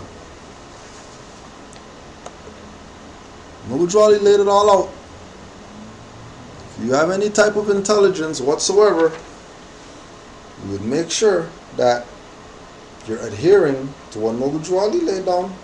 If you're saying that you're Moors, don't get caught up in, you know, these games dirty Moors are playing. One more thing that we're going to put on record right here, so you can be clear to know what these dirty bastards are about when they start telling you about, yeah, I just had a phone call with you for, 20 minutes, so that's going to be $500 because, that's a consultation because, I'm a consultation Moor, and, I studied so much, 800 million hours, so I'm providing a service for you, right? So because I'm providing a service for you, I can put a price tag, right? But then when you look at Noble Jwali, he said he gave everything for free. He just gave you your birthright. What do you want me to do? Kill you? We didn't charge you for it. So keep in mind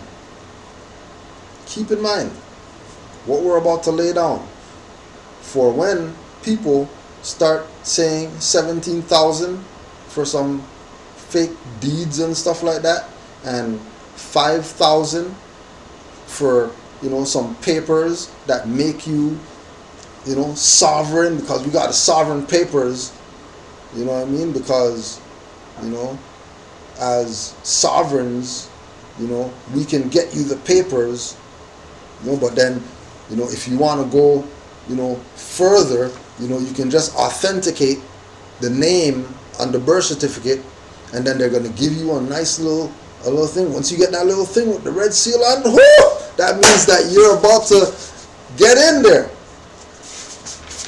Right? This is what authentication paper looks like. Right? And it'll say something on the top like Ministry of Governmental Services of whatever, and then it's going to say the name of the individual who prepared this little thing, and then it's going to have the little seal of the corporate whatever on it, right? And then you're going to put that on the front, and then once this is on the front, then your stuff is official, because you got the quote-unquote apostille. You got the apostille right there, the red one. Oh, playing you like a goddamn fool because you don't study. Why? Because if you happen to be somewhere where you're not able to get a seal because there's no temple where I am, so how am I have to send this all the way to MHHS Great Seal, and they take 500 years to get my stuff back, and I'm waiting, and I have to wait. I can't be a Moor until I get the seal back from them or whatever like that. When get a red ink stamp, rub your thumb in it, sign your stuff, put your thumbprint on the stuff, write seal inside the thumbprint, and guess what that is? Seal. Oh yeah, and it's acknowledged. That's why when you get arrested, they take your fingerprints. Why? Because it's a seal. Because it's authority. If they have the thumbprint, they know for sure that that's you. Much less all the other fingers. But you know, people need some body to do stuff for them because the people have turned into, you know, mindless zombies that can't do anything for themselves. Can't do anything for themselves. And then when they get charged 5,000, then they're gonna come complaining, crying. I can't believe that they took my money from me because I should have. And all I want to do is just be sovereign. And then, how about if you came to class, you wouldn't have had these problems? How about if you listen to the prophet? Forget class. How about you say that you're a Moor? Okay, well, the person who brought you the fact that you're a Moor is Noble Drew Ali. When's his birthday? Okay, what's his free national name?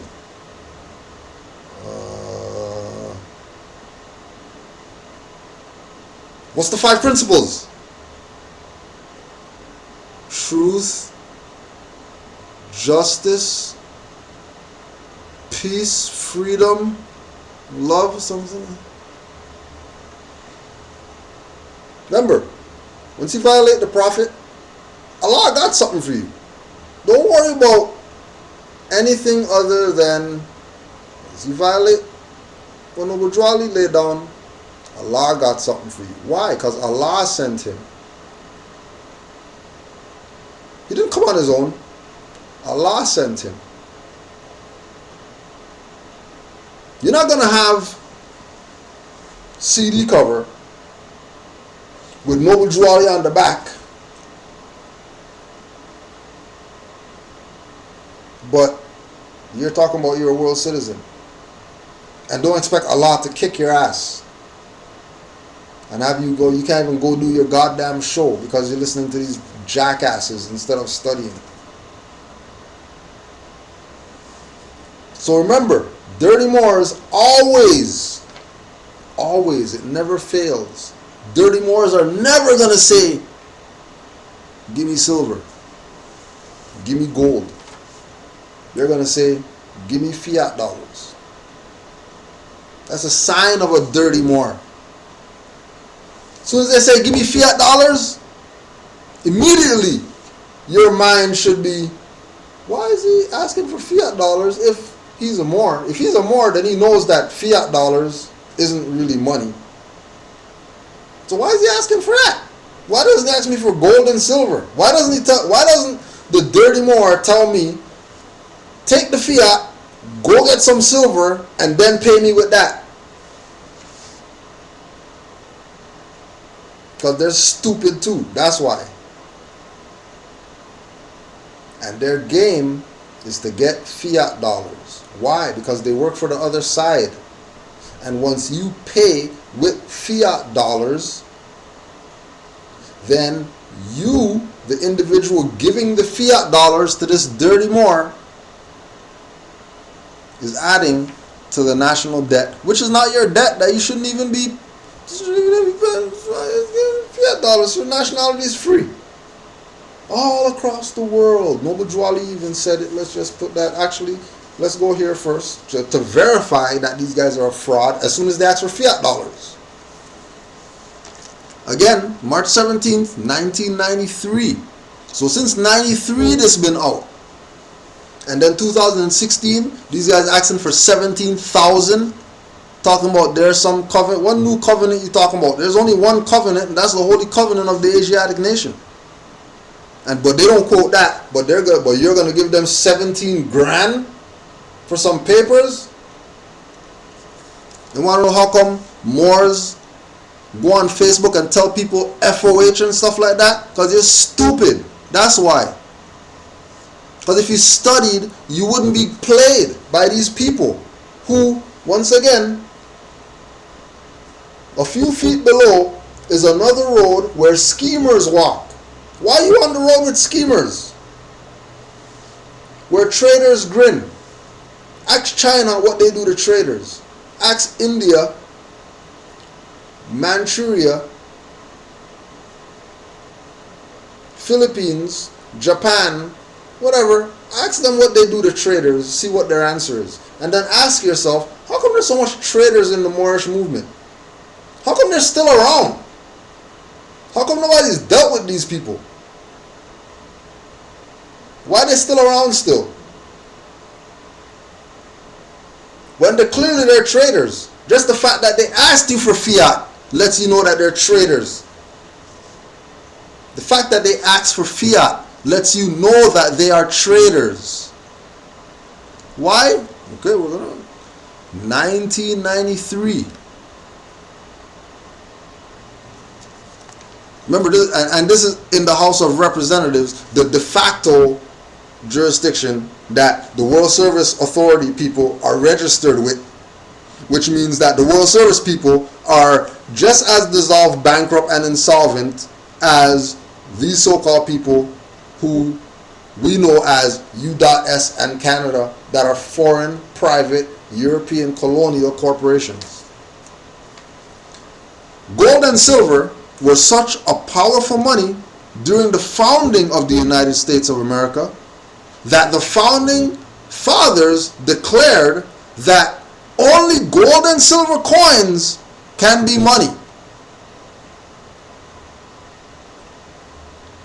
Only gold and silver coins can be money. Now some dirty Moors got smart. Some dirty Moors called a Mexican Moor Empire, they make their own silver. But then when you ask them, let me see your flag, they're not going to show you that. They're going to show you some crap that they made up. Tell you that Noble Drew Ali brought that. But they got silver though. They don't play with fiat. But their flag is a fraud. So it still lets you know that they're a fraud. Because they can't claim to be Moroccan flag and have the silver. Why? Because gold and silver, according to Noble Drew Ali, belong to the citizens and the citizens alone. So this is how these guys are playing everybody. These guys make up a fake flag so they can hold the silver to themselves to make you think that, you know, they're really a nation of whatever. But if they use this flag, then they can't hold the silver, because Drew Ali said the gold and silver belongs to the citizens. So all the silver that they got, if they use this flag, they're going to have to give it to you. But they're not going to do that. They're going to make you think that they're the sovereigns of whatever. They got a flag, a nation, or they're empire of a maxim and all this crap. Using Noble Drew Ali's name and putting his face on stuff and all that stuff, talking about. Since gold and silver coinage were heavy and inconvenient for a lot of transactions, blah, blah, blah. People traded their gold, redeemable, blah, blah, blah, blah, blah. A Federal Reserve note is a debt obligation of the federal United States government, not money. The federal United States government and the U.S. Congress were not and have never been authorized by the Constitution of the United States of America to issue any kind but lawful money, gold and silver coin. It is essential that we comprehend the distinction between real money and paper money substitute. One cannot get rich by accumulating money substitutes. One can only get deeper in debt. We, the people, no longer have any money. Most Americans have not been paid any money for a very long time. Perhaps not in their entire life. Now, do you comprehend why you feel broke? Now do you comprehend why you feel broke? Because your spirit's broken. Because the money that they're getting from you is your energy, not those paper dollars that you gave up for a package. Now do you comprehend why you feel broke?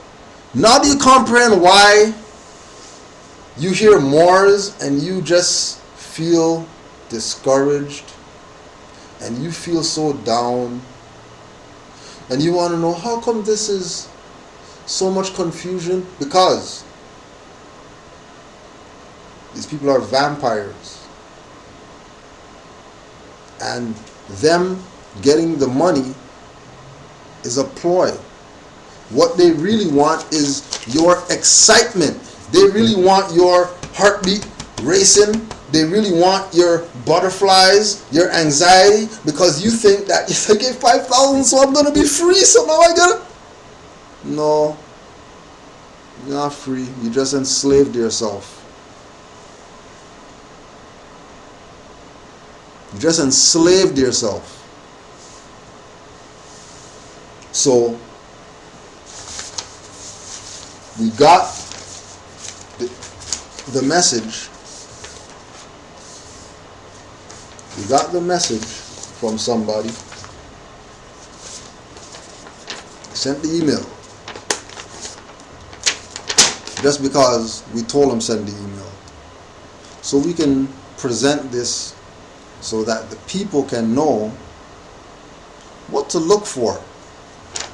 Because remember, a few feet below is another road where schemers walk, where traitors grin, and culprits bask in the sun. Remember, Noble Ali told the Moors,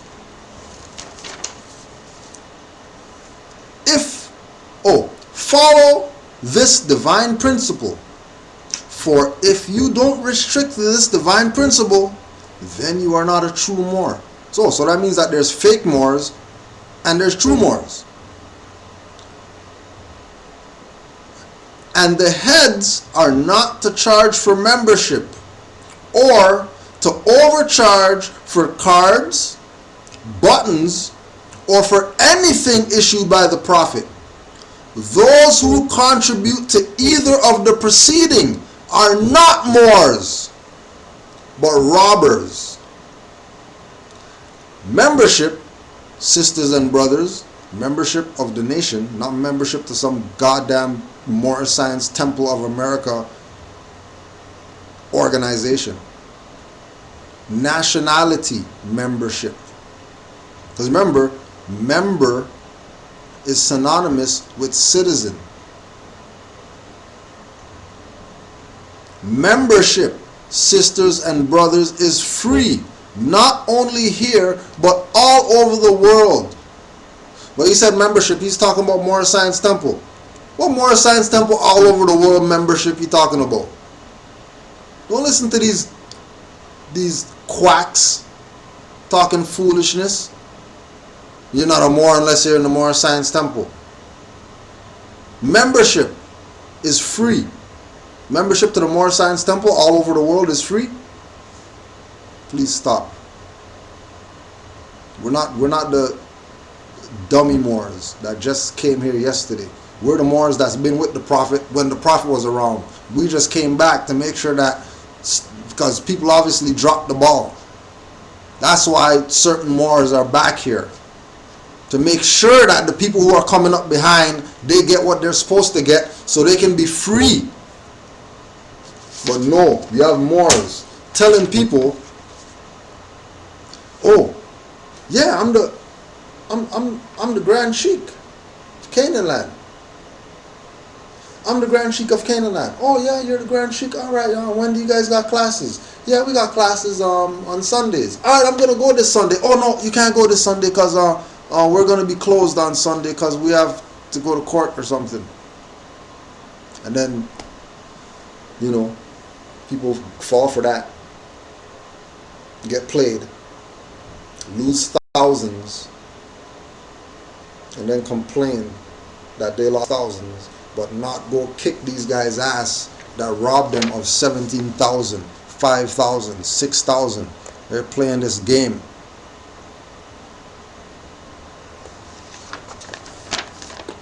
Good morning. I am requesting an application form to become a member of the Moorish Science Temple of America on Eglinton Avenue West. I was advised by Sheikh Kudro to send you an email, and I would receive the application form for membership via email, and I could either mail it back or drop it off. I would also like to advise you regarding my testimonial regarding a dirty Moor named Cameron. I have known Cameron for a few years, but strictly high and by. His son and my 3 girls attend the same daycare, and in passing, we would say hello and goodbye. I saw Cameron in the mall in Brampton approximately December 16th, 2015.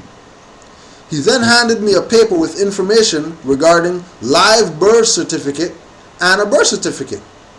I am quite versed in the matters of the enslavement we have been subjected to for so long, so I was interested. I advised him to come by my home and meet with me and talk. My fiance was at my home when he came over, and he spent about 6 hours, and we were just talking about everything. At the end of the conversation, it was advised to me to proclaim my nationality through the Morish Science Temple on Eglinton. I would have to pay $400 to get my paperwork signed, sealed, and done, plus $130 for ID cards from RV Bay Publications. I was okay with the pricing. I thought this was for administrative fees and actually filing documents with the proper authorities, and who needs to be notified regarding my new nationality. After he left my home, I was discussing it with my fiance, and I said, no way is this $400. This should be free to proclaim my nationality. I read the RV Bay website intently for a week, and I told Cameron I will not be paying him for information and proclaiming my nationality. He said okay. I had set my niece up with Cameron to discuss getting her paperwork before I decided I am not willing to pay for anything. Her name is blah blah blah. She has since gotten her documents signed and sealed, but with a fictitious seal from Cameron. He brought her to authenticate her birth certificate at 220 Jarvis Street just to prove that he is somewhat legitimate. Remember, we showed you that's the apostille, that's the authentication of the birth certificate.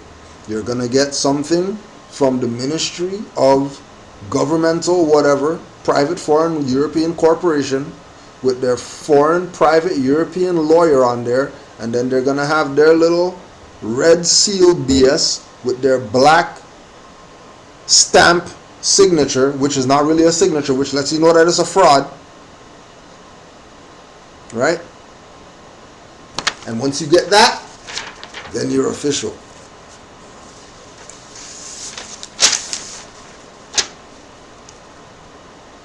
My niece and I fell out because she said I am a fool to not pay Cameron to get things done. After speaking with Cujo, I am more than confident I made the correct decision. Going forward, I just want peace, no negativity. I am pregnant, 35 weeks, and this has stressed me out, and I am done stressing out. Now, this is the same individual that went to Moors in California to try to get a charter. They told him, well, if there's a Moor Science Temple in Canada run by Cujo, why don't you just get a charter from him? Then he went to Moors in Chicago. They told him, well, if there's Moor Science Temple in Canada run by Cujo, why don't you just get a charter from him? They went to RV Bay Publications, and I told RV Bay Publications, well, we're in our own jurisdiction, you know what I mean, and we just want to make sure that, you know, people aren't under the subordinate jurisdiction, because we know the subordinate Moorish Science Temples aren't real, and we're a real temple, so we want to make a deal with you, RV Bay Publications, that you'll make our cards for our members.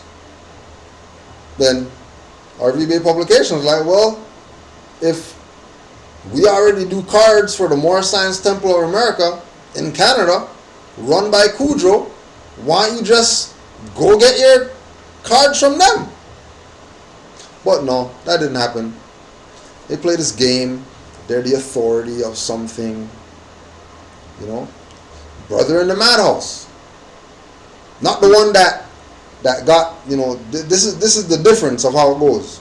There's one brother in the madhouse that's dealing with them, that's still in the madhouse, and then the other brother in the madhouse that dealt with me and dealt with Noble Drew Ali and studied, he got taken out of the madhouse and put into a group home where he can go freely wherever he wants now and all that stuff, and he doesn't sign in and all that stuff no more, while the other brother who's dealing with them, you know, because, you know, the brother said, yeah, you know, the brothers come to check me and they're talking to the doctors here, and, you know, they're trying to work out stuff for me and all that stuff because, you know what I mean, they're the authority of something. They're not no authority of nothing.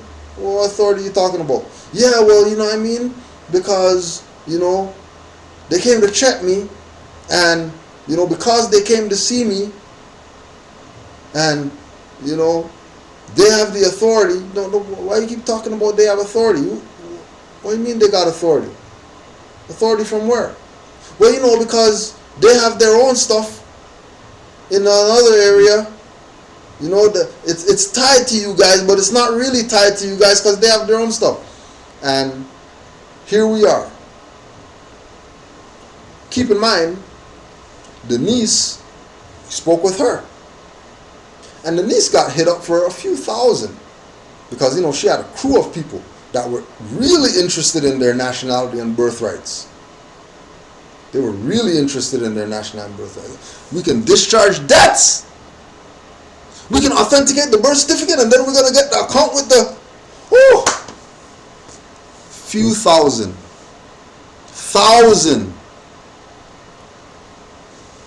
Nobody's not mentioning that they got 1,000. They're going to come to Juali Day. There's a lot of Moors and all that stuff, and Hug Moors, and Bill with Setonra Bay, and Bill with Jose Pimenta Bay. They never put any money in the pot when we had to give them their little lecture fee and stuff like that. Right? But, you know, they got access to the brothers. You know, nobody never, you know, remember, this is after we knew about them. Nobody never said, get the hell out of here. Nobody never kicked them out of anything. Nobody never got exiled or nothing like that. Why? Because we're supposed to deal with, you know, love. Our brothers in adversity assist them. Our sisters forsake her not. But people are getting fiat. And then, keep in mind, we're talking about Dirty Moors' actions, tactics, what they do. What do? They try to push you to go get some world service, whatever like that. Tie yourself to some world service corporation. Abandon your nationality and birthright that Noble Drew Ali brought for you. Abandon the Aboriginal and Indigenous UN declarations and tie yourself to the human monster stuff. They're going to tell you consultation. Yeah, you know what I mean? Let me talk with you for a second. Well, since I was here for 6 hours, you know, that's going to be, you know, 500 an hour times 6 hours, and then plus the seal, and then plus we're going to show you how to authenticate the birth certificate, and then we're going to show you all this other stuff, right? Now let's just see quickly what just qualify something quick fast, because everybody wants to play like we don't know what we're talking about. You know, we're the ones that are dirty. But don't talk to Cujo. Oh, he's that more Cujo. Woo! He calls people nigger. He's dirty. Well, give me 500. But Cujo's so dirty. He's so dirty. But, you know, give me 1,000. Oh. No way you want to learn from Cujo. But Moors in Switzerland want to learn from Cujo. Moors in Germany want to learn from Cujo. And then Moors in Louisiana want to bring Cujo there to do classes. And then Moors in Seattle want to bring Cujo there to do classes. And then Moors in Cincinnati want to bring Cujo there to do classes. Oh, but Cujo's dirty though. You know, he's the dirtiest of all the Moors because, you know, he calls people nigger, but give me $1,500, you know, for this consultation that I just did with you. If anybody tells you about authenticate birth certificate, you should probably look up authentication just to see what it is, to make sure you know what the hell these people are saying to you. Because majority of the time, using big words and stuff like that, they never even check to see what the hell it means. Authentication. In the law of evidence. So now this is evidence now. This is evidence of something. This is why, right, just to show you how backwards ass these guys are. Right now,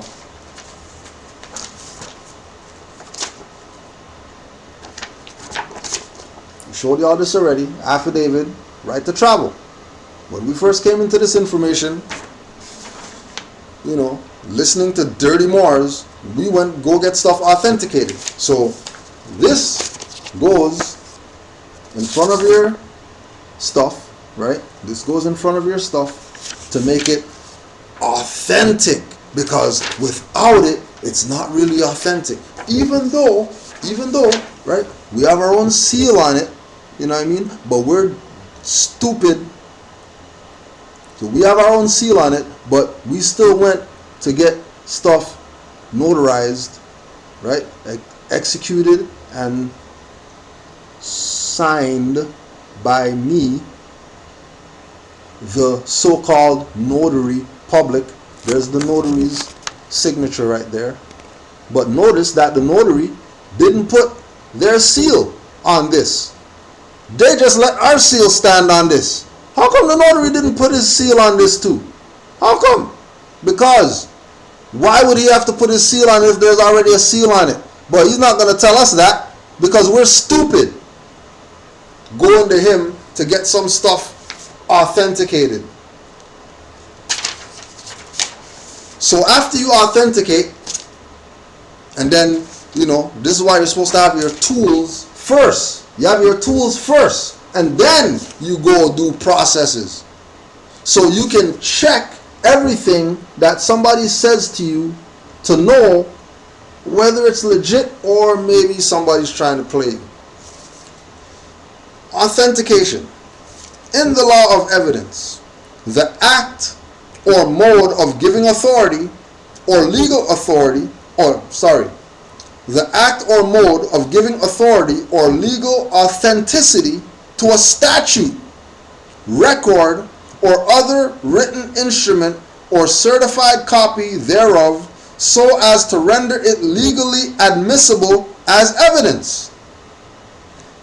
An attestation made by a proper officer, by which he certifies that a record is in due form of law, and that the person who certifies it is the officer appointed so to do.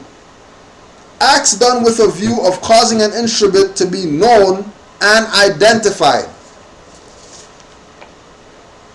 So when you go get authentication, whoever puts their stuff on it, right? Whoever puts their stuff on it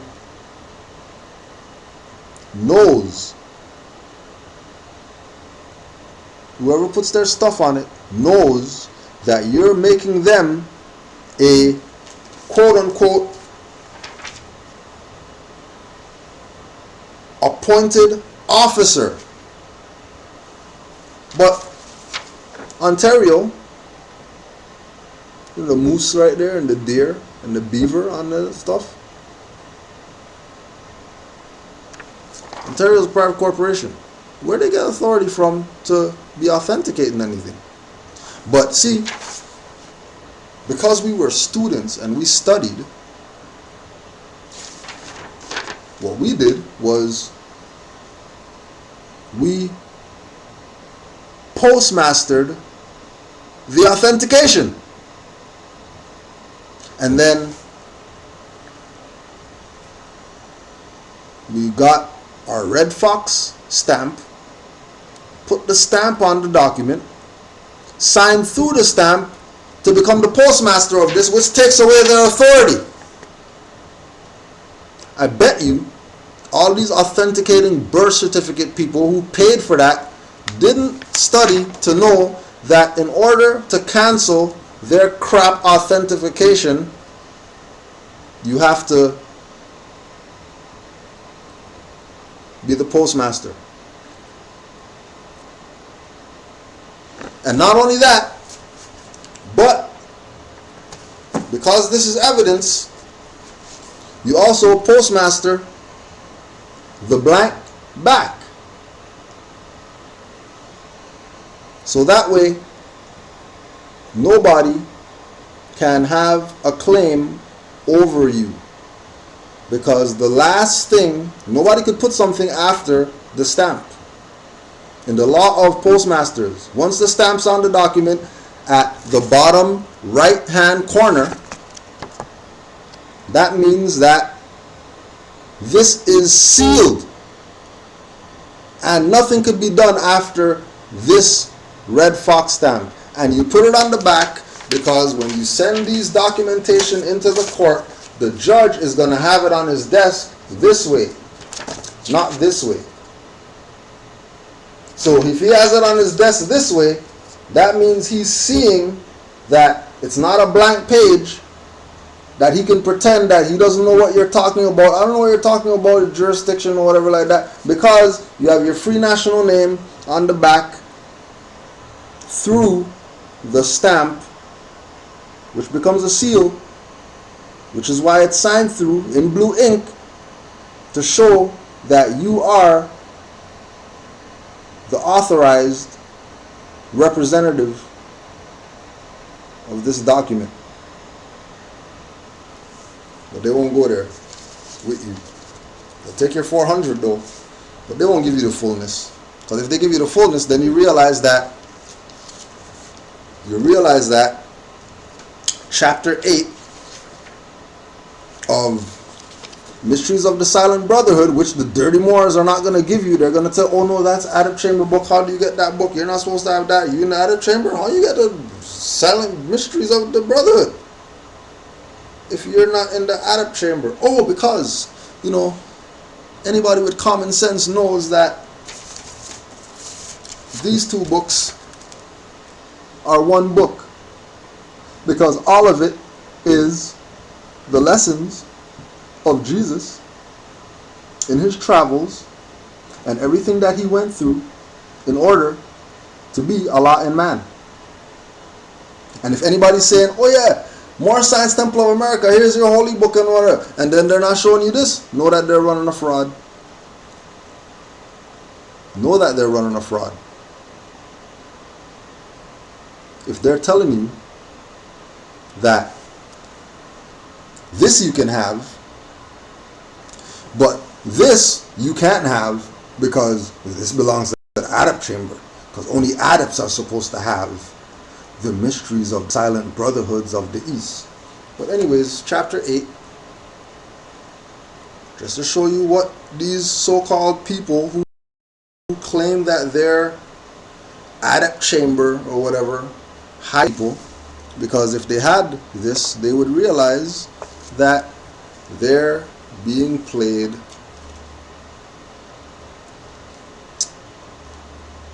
Chapter 8, verse 9. And Mengsti rose and said, the wheel of time has turned once more. The race is on a higher plane of thought. The garments that our fathers wore have worn out. The cherubim have woven a celestial cloth, have placed it in our hands, and we must make for men new garbs. No, we're not talking about celestial clothing.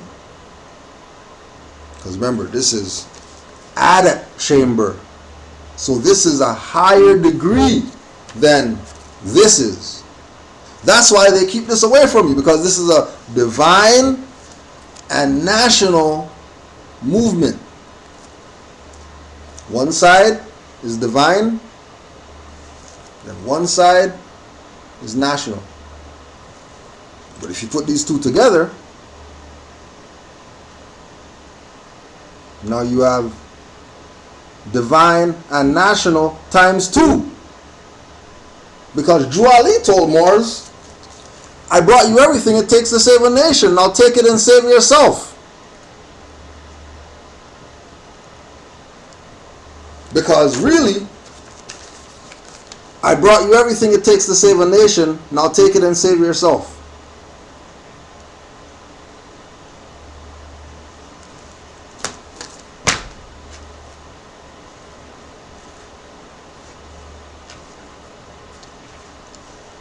The sons of men are looking up for greater light. No longer do they care for gods hewn out of wood. They seek for Allah not made with hands. They see the beams of coming days and yet comprehend them not. The time is ripe, and we must fashion well these garments for the race. And let us make for men new garbs of justice, mercy, and love, that they may hide their nakedness when shines the light of coming days. And Vidyapati said, our priests have all gone mad. They saw a demon in the wild, and at him cast their lamps. Now they are broken up, and not a gleam of light has any priest for men. That's why we tell people, don't be listening to Kudro, don't be listening to Rami Salam El, don't be listening to Taj Tariq Bey, Rasman Ravi Bey, Anita El. Because the priests are mad.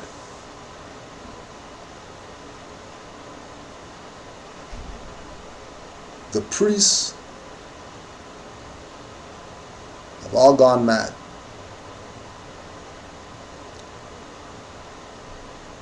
And there is not one gleam of light that we can give you.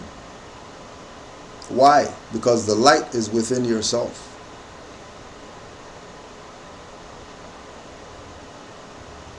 The light is within yourself. The night is dark. The heart of India calls for light. The priesthood cannot be reformed. So I would tell people, don't worry about starting no Moor Science Temple of America. That's another sign of dirty Moors. Because they'll be pushing to you that, oh yeah, the Moor Science Temple of America is whatever's out there as Moor Science Temple of America, that's all that needs to be out there, because it's corrupted from the top down. So don't worry about starting no Moor Science Temple of America. You're going to run it good. Start a study group.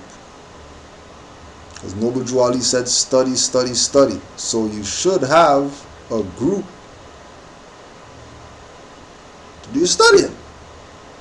And remember, Noble Juali said that any place that a Moor walks into becomes a temple.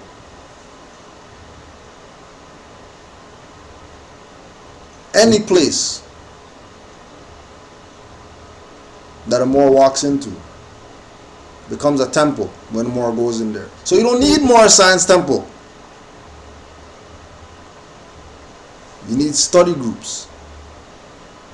You need to become body politics amongst yourself, because these people who have been violating the law, when they see you in unity, I'm sure you watched the Seton Ra Bey interview when the so-called colonizers told them, you know, what you Moors need to do is get organized. And then they got organized, and then there was a dirty Moor in their ranks that was selling packages, $200, selling the same papers that they can go to Set and Raw base class and get for free. Some clown is out there selling papers. Same stuff that they can go to Set and Raw base class and get for free. The same reason why Valhara Bay only has 5 videos on YouTube, and everybody's like, oh wow, she's such a good teacher. Where's all her videos at? Because she's a fraud and she was selling packages. So Moors had to shut her down, where she can't even show her face anymore. That's why there's no more Valhara Bay stuff out there. The only thing out there is Black's Law Dictionary and whatever else is out there, and you don't hear nothing else from her. Everybody wants, hey, how come she's such a good teacher? Where'd she go? She was a dirty Moor. That's why. Moors exiled her, excommunicated her, because she was selling packages. The stuff that you don't get to hear about because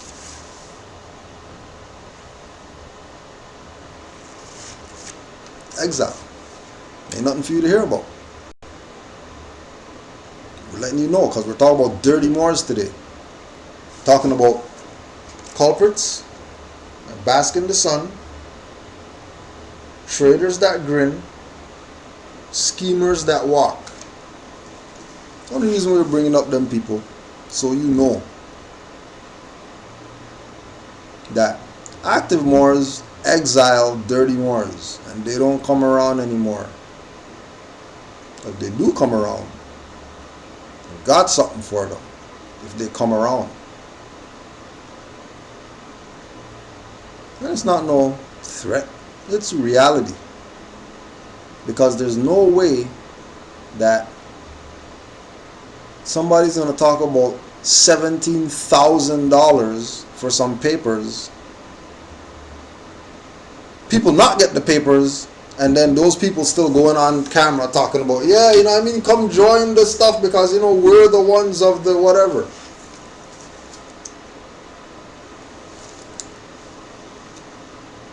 The priesthood cannot be reformed.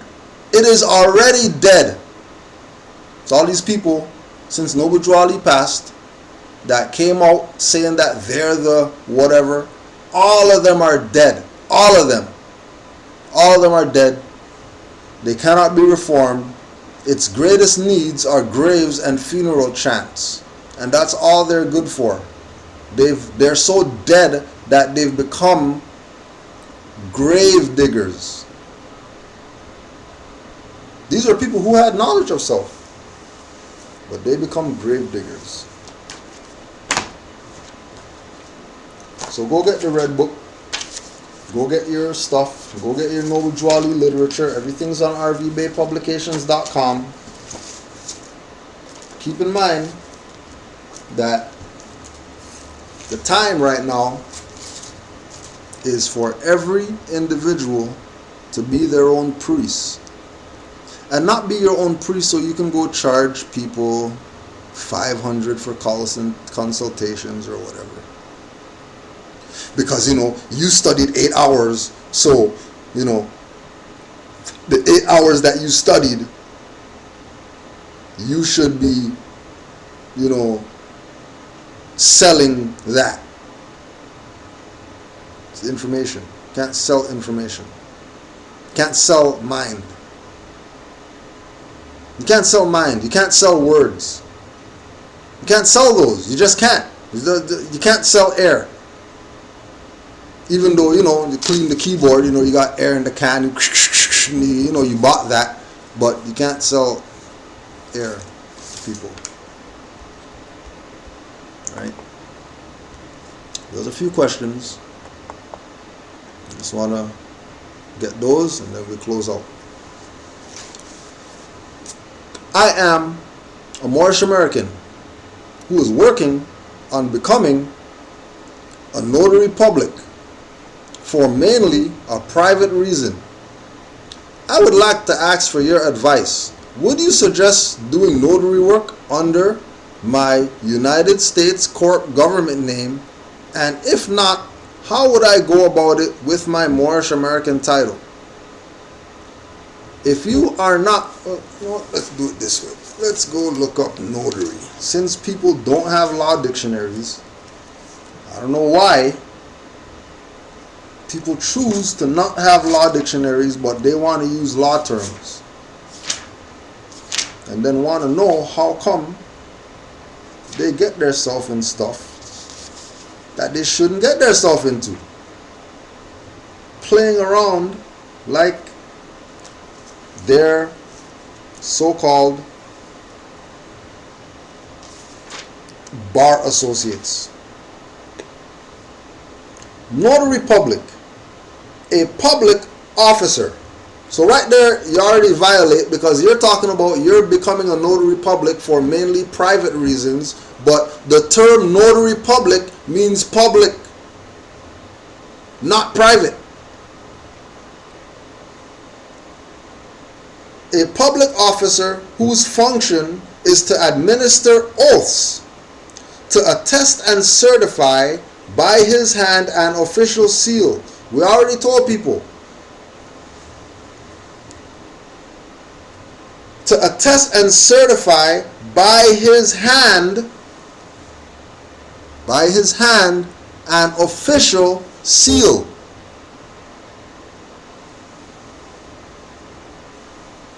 And then seal turned into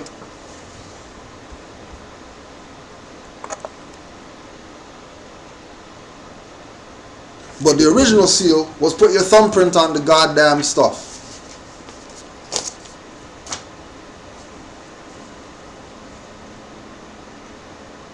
Certain classes of documents in order to give them credit and authenticity in a foreign jurisdiction, to take acknowledgments of deeds and other conveyances and certify the same, and to perform certain official acts chiefly in commercial matters, such as protesting of notes and bills and noting of foreign drafts and marine protests in cases of loss or damage.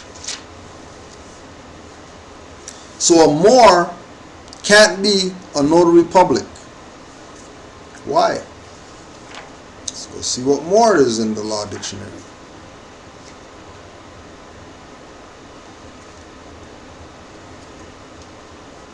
Moor, an officer in the Isle of Man who summons the courts for the several sheddings. The office is similar to the English bailiff of 100. So you can't say I'm a Moor, but then say you're a notary public, because really you're 100 bailiffs.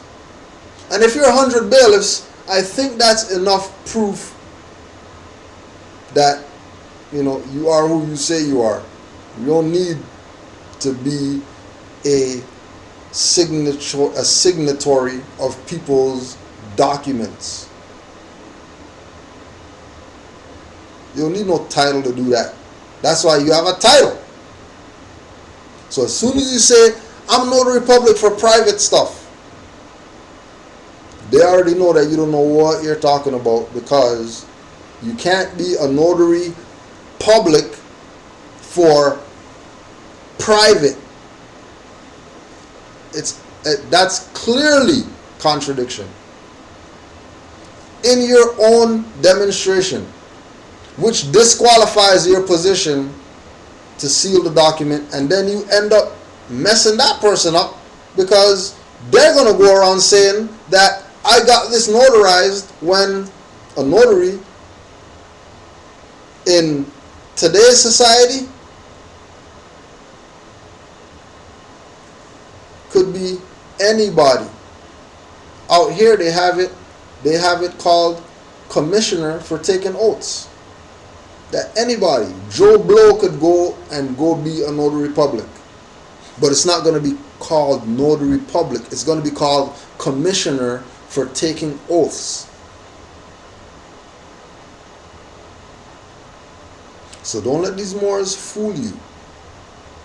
That's why we tell people, if you really want to have an impact with this information, start a study group, become a body politic, and then start witnessing your own stuff with each other. And everybody has their seal. That all you need is a red ink pad and a pen, and you write seal through the thumbprint. But remember, you can't do that as an individual. You need a body around you where you have 2 or more people to do that.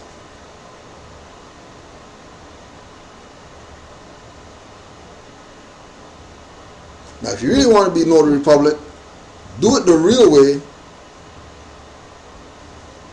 Real way. Like certain Moors that take their 3 years, 4 years, they go to law school so that they can come out and assist their people, being a quote-unquote lawyer. But Moors don't like to pay dues. That's why, they try to shortcut. And as soon as you shortcut, you play yourself. So, ain't no notaries that are Moors. It doesn't go like that. And if there is a notary that's a Moor, it's because they went to law school or whatever. They got their little bar card BS. And now they could do whatever it is that they want, but they're going to be doing it for the nation. That's why Drew Ali said, if you're really serious, get a good European education and I could use you. And trust me, the Moors who went to law school, they are being used very well by the study group that's around them. They got documents notarized, sealed, or whatever forever. Just because.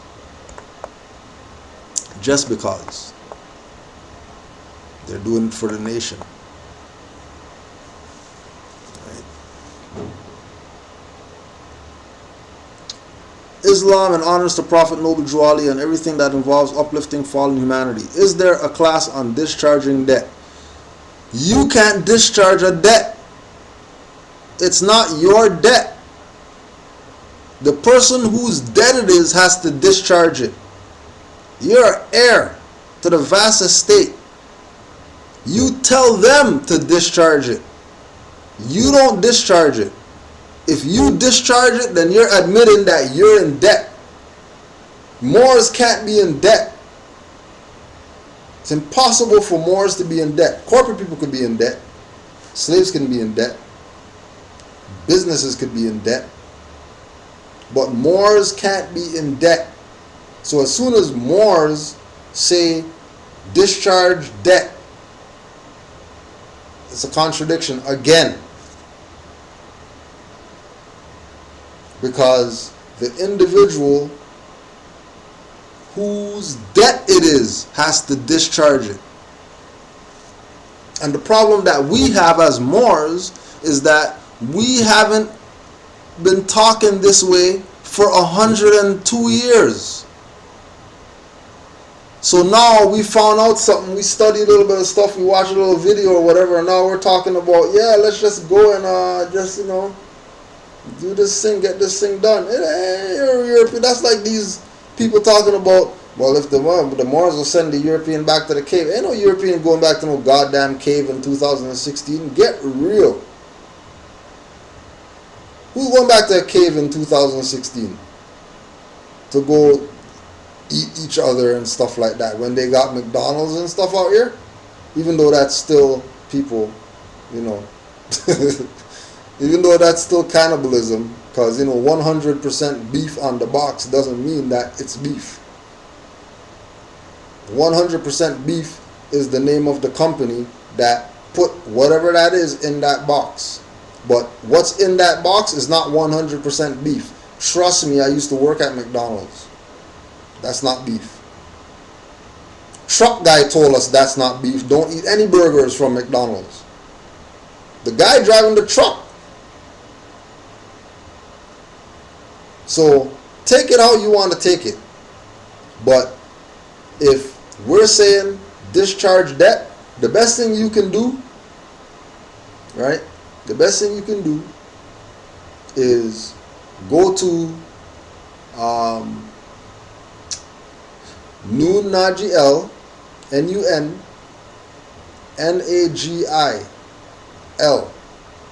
YouTube page, and just go through those videos, and you'll find one dealing with discharging debt, and watch that intensively, and you'll get the point about why you can't discharge debt. And make sure you go read James Traficant bankruptcy speech that we were reading from 1993.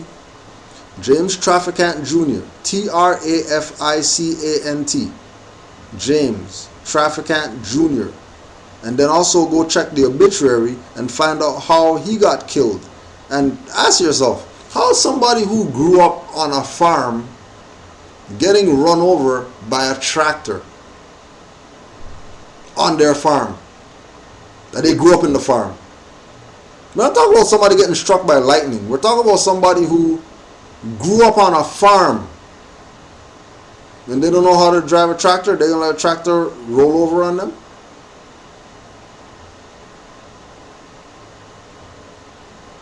And don't forget to go read his speech, so you can see who has to discharge. The creditor can't discharge. The debtor has to discharge. But then that's why they push UCCs, to make you a secured creditor so you can have the power to discharge debts. But if you're discharging the debt, then that means you're the debtor, not a creditor. And then they just played you again. Because in the world of commerce, a creditor could be a debtor. In the world of commerce. In the world of commerce, a creditor can be a debtor. A debtor can't be a creditor. But a creditor, somebody that's in the creditor status, could have debt. And that individual is not going to be Morish national, because, you know, we have land as collateral, which means that we're a creditor. So we don't have debt. So Ajwali said, the gold and the silver, which is credit, belongs to the citizens alone. And if you're a creditor, then you don't have debt. There ain't nothing to discharge. But because we're 100 years behind, you know, I get it. But, you know, that's why we did stuff to put dirty Moors on blast. Go blame dirty Moors. Because Juali gave you everything that you wouldn't have to be suffering right now with, you know, all this stuff going on. Juali laid everything down. And these people sold out your birthright. Made you call yourself black. Blamed it on the European. And now we're finding out that they got overseers who are working with the European to keep us mentally enslaved, but we're not doing nothing with them. We're going to go march picket with them instead of kick their ass for lying to us.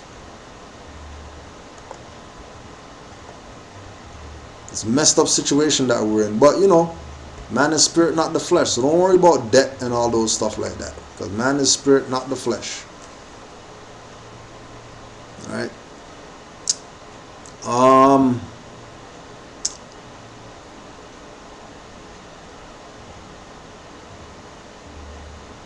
Islam.